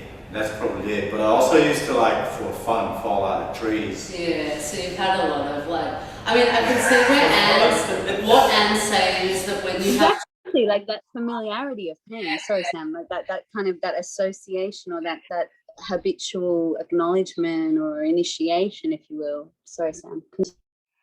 No, I was just going to say that, like, what's happened is that you've had all these traumas, which has created structural damage in the neck, which sometimes gives you episodic pain, possibly.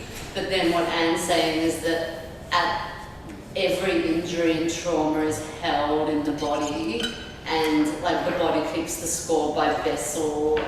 I forgot his last name, but that if you wanted to go deeper into it, it might be like a holding of that memory. I did do that with my neck. Yeah. And what came out was like being inflexible in sort of making choices, like being too focused on I want this outcome and not looking at any other options. Yeah. Okay. You know, which could be something, although thinking of that. Beautiful self-awareness.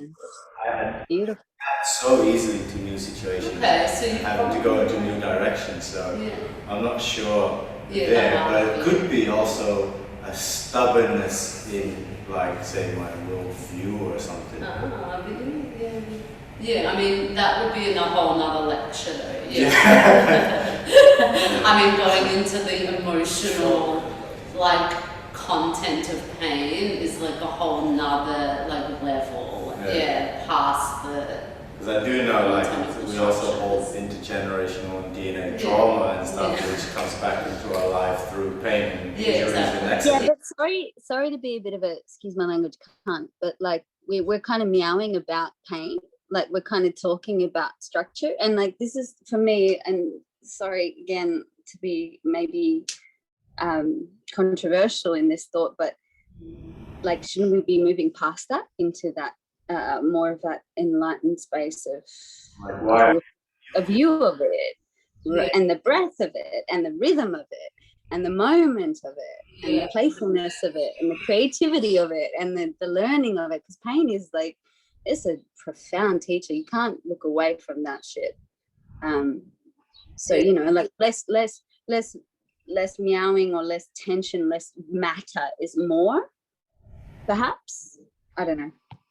Well, the thing is that in order to go into the pain, we have to go into the pain, which is going into the physical body. So, like, I understand what you mean. Like, we could definitely have a different perspective on pain. Pain is our teacher. What can we learn? That's one perspective, yeah. You know, which is a great perspective to have, but alongside that perspective is the actual physical pain that's in the physical body. So that's what, you know, the book talks about, which is like yoga does see the physical body as something we need to transcend, but in order to transcend it, you have to go into it.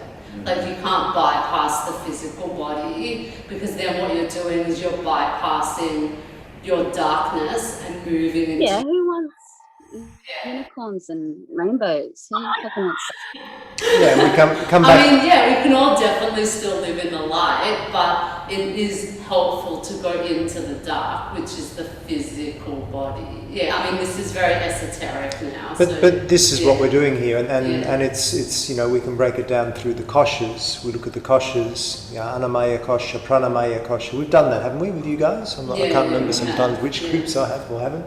But you know, that's all about, you know, peeling away the onion, the layers of the onion. But to peel them away, we need to acknowledge them all. So you're right. You're both right. I mean, Annie, you know, we want to get right deep into the Anandamaya kosha eventually, but before we get there, or during the process or during the journey, let's also analyze and witness the other layers.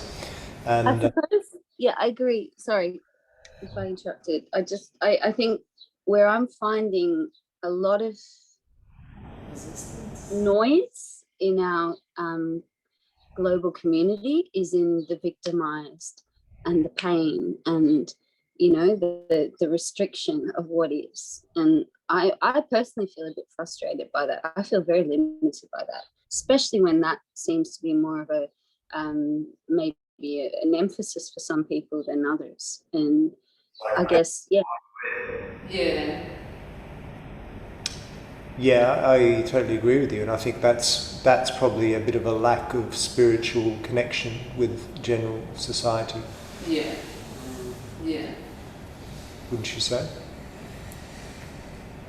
But anyway, let's move on. Just in due for time, we want to get through these muscles.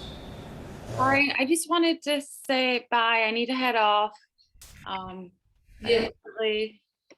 Ira. Bye. Oh, bye. Have a lovely weekend. Have a lovely week. See you. Oh, missed. Yeah, I mean, how I see that, though, just quickly, I don't know if this is that if someone has a physical pain, then there's something that has to shift in them through the physical body to evolve spiritually. So it's like, for example, Ruben has this thoracic pain. We're going to have to work on it in a physical sense. But no doubt is there like an emotional reason, a spiritual reason that he's moving through the pain. So whatever lesson he learns by going into the pain and then rehabbing the pain and then learning the lesson is then part of his evolution. So, you know, it's all like intertwined. Yeah. And that's the beauty of Chinese medicine and Ayurveda as well, but all these holistic medicine approaches is that they don't just approach the physical, you know, they look at the energetic, they work out what's the emotions involved with that. Yeah, so Annie's just like honing in on that side of the body, which is, I mean, not everyone I'm thinks. just impatient. My spirit is impatient. Sorry, guys. What was that? My spirit is impatient. I'm like, come on, catch up, you dense motherfuckers. That's me included. I mean, you're probably there to like help others, you know, awaken. Absolutely. I make jokes, guys. I make jokes, please. Yeah, so the shoulder blades, you can see here, you've got your trapezius muscle on the left, that big muscle. And then next to it near the shoulder is your delt muscle. So they're all supporting more superficial muscles, and then underneath those are your rotator cuff muscles, which are at the back of the shoulder blade. They're not on, are they on that picture? Is that these ones? Yeah, those, And they help spiral the so as we spoke about the spiraling of the hips, there's a similar spiraling of the shoulder into that, like, you know, standing in Tadasana, like turning the palm forwards, it's a spiraling of the shoulder to open. So that's the rotator cuff muscles. And then we've spoken about the And then in terms of, so that's all I'll speak about in terms of the shoulder, but there is a lot there that you can think about. It's mainly important in side plank pose, things where you're not dropping into your shoulder. So you want to start to get this feeling of spiraling open. It's the same with the hips, like you're opening the front of the body and then the back of the body holds you up tall. So in Tantra, like I remember I did this kind of visualization where the back of the body is like your masculine energy and then the front of your body is like the feminine. So if you've got a really strong like spine energetically in your masculine, then the feminine like through the front can kind of soften into the held support of your masculine. So you can kind of think a little bit about softening the front of your body apart from the abs, and then strengthening the back of your body in general terms. And then coming up to the face, you've got your suboccipital muscles. So underneath, sorry, not the face, the top of the neck is your suboccipital muscles, which is very tight in a lot of people. And I think, as Annie was saying with the vagus nerve, that it's where the vagus nerve, I think, begins. So it's, if you loosen up the top of your neck, it will help you to relax because it will access your parasympathetic nervous system, which is what the vagus nerve does. So, I mean, the vagus nerve is a whole nother topic and quite controversial in some medical texts, but yeah, the suboccipital muscles are really important. And then through the jaw, like the jaw muscles, your masseter muscle, which is the muscle of, I think it's chewing, can be really tight and hold a lot of tension. So, you know, I guess we talk about it a bit in Shavasana, like softening the face, but really doing self-massage for your face is very helpful. If you are tight in your jaw or you have headaches or neck pain, because a lot of tension's held there, and then if you grind your teeth, if you grind your teeth, yeah. So I guess the essence of what I wanted to share was, you know, to start to think about what muscles you're stretching. So when you stretch a muscle, to get more out of the stretch, you have to activate the muscle on the other side. So like, to stretch your hip flexor more, you know, you have to activate this glute to then open more, so it like gives permission for the body to let go. If you don't activate any muscles and you're just relying purely on your flexibility, you know, that's a whole topic. Huh? Can I ask, is that classed as the, like that kind of relation of hip flexor to glute, is that antagonistic? Oh, antagonistic. Yeah, like the antagonist and antagonist. No, what is it? Antagonist and oh, I've forgotten the names. Yeah, there's one muscle that loosens as the other muscle tightens. Yeah, it's like the relationship between the two muscles. Agonist and antagonist. Yeah, so that's, yeah, it is. That's the one. That, yeah. So, yeah, I mean, that's like the hip flexor muscle, which I mean, you can strain. But yeah, working on the reciprocal muscle on the other side. So, for example, if your pecs always get tight, if you just literally just stretch them, they're not really, I mean, you'll get a slight change, but it's a passive stretch, so you're not really changing a movement pattern. But let's say your pecs are tight and then you get it stronger through the back of your shoulder, then you're actually activating a muscle to lengthen the opposing muscle. So you want to start to see the body in terms of like, what are you lengthening, and then the opposite muscle is strengthening. because a lot of yoga is very passive, but you could make it more active by engaging the muscles as you're moving through the practice. Especially important for people that are often brought to yoga who are hypermobile, who rely a lot on their flexibility to just get into all these poses, but they're not actually activating their muscles. So, you know, they're not getting stronger, they're just like hanging a bit too much into their joints. But, you know, I guess if you don't get pain, it doesn't really matter too much. It just depends if you're getting pain or not. So we see this a lot in hyperflexion or hyperextension of joints. Don't we? And so that's one thing that as a yoga teacher, it's good to pick up on that with your students when they are either hyperflexing or hyperextending joints, and just, you know, bring. I mean, it's not always a be all end all. Oh, you can't. You know, you can't hyperextend that, it's dangerous. But, you know, just to make sure that the student at least has that awareness. And so sometimes it's consciously moving back from the hyper mobility of that joint. So just, you know, making those suggestions at times is useful. So I see that a lot in elbows.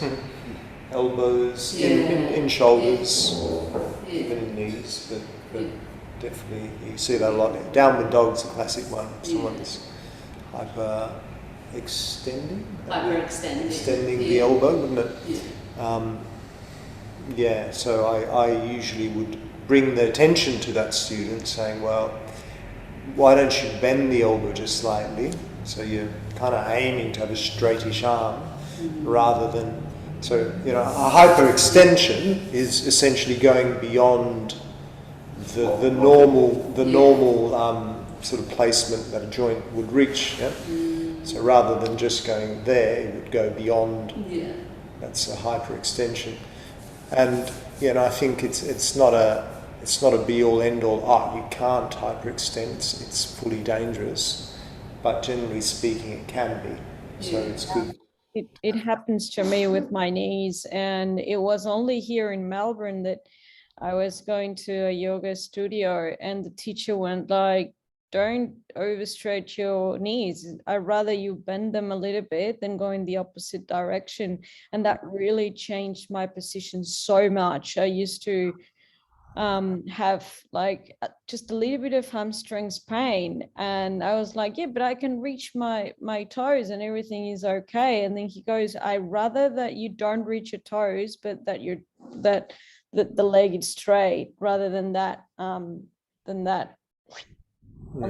the knees going like on the opposite direction. And it happens the same, like I can't hyper stretch many parts of my body, and it's like, don't do that. It's a big no-no in dancing. Hyperextension is very, very dangerous. So softening the knees, softening the joints, and in consciousness. You can't overextend something, violate it. But it's very important to bring it up, because even though I've exercised all my life, it was only when I was more than 25 years old that actually someone looked at me and said, hey, don't do that. You know, and I have been in the sport. Yeah, but you looked at you all my life. You looked at you and you said, hey, girl, hey.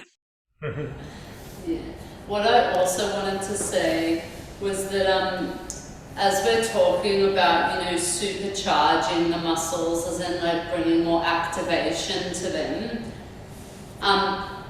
you know, it depends who's in your class, but what I do in Pilates is if someone's really fit and flexible, then I work on their muscle activation to get them stronger with their flexibility. But then if some people are not fit or very stiff, then they won't be able to activate the muscles in the right way because they're too stiff. So they have to then, they don't put too much pressure on them to activate all these tiny little specific muscles, because if someone's not aware of their body, they're going to have to spend a good amount of time actually moving their body, like without the pressure of activating their muscles. So it really then becomes an individualized approach, but obviously in a class that's a lot harder, but that's what I do in clinic. So, you know, you could bring a tiny bit of that to your class as you become familiar with people's flexibility and strength levels. Yeah. We're going to have to leave it there, guys, because it's time for yin in this room. But Samantha, thank you so much. That's all right. Give her a big round of applause. Thank you. That was amazing. Really dived in deeper than she had half an hour. She took the whole lecture now, but I think it was well worth it because she knows her stuff better than I do, anatomy. So I'm grateful for that share. So thank you so much. No, thank you. So guys, we're going to shoot off. Listen, I'll need a volunteer for the for running the class for next week. Can I have a quick hand up? Someone want to volunteer? I'll do it. Yeah, Kevin's in charge for the class next week. Samantha, maybe you might like to consider, since you pretty much did the lecture, some homework. Do you want to set a homework task for everyone? Don't have to think about it if you like. I know something. Oh, you know, yeah. So pick a pose, and then write out the certain muscles. Like do the pose that you pick. Like for example, warrior 2, and then think about what muscles are activating and what muscles are stretching. Yeah, that's the homework.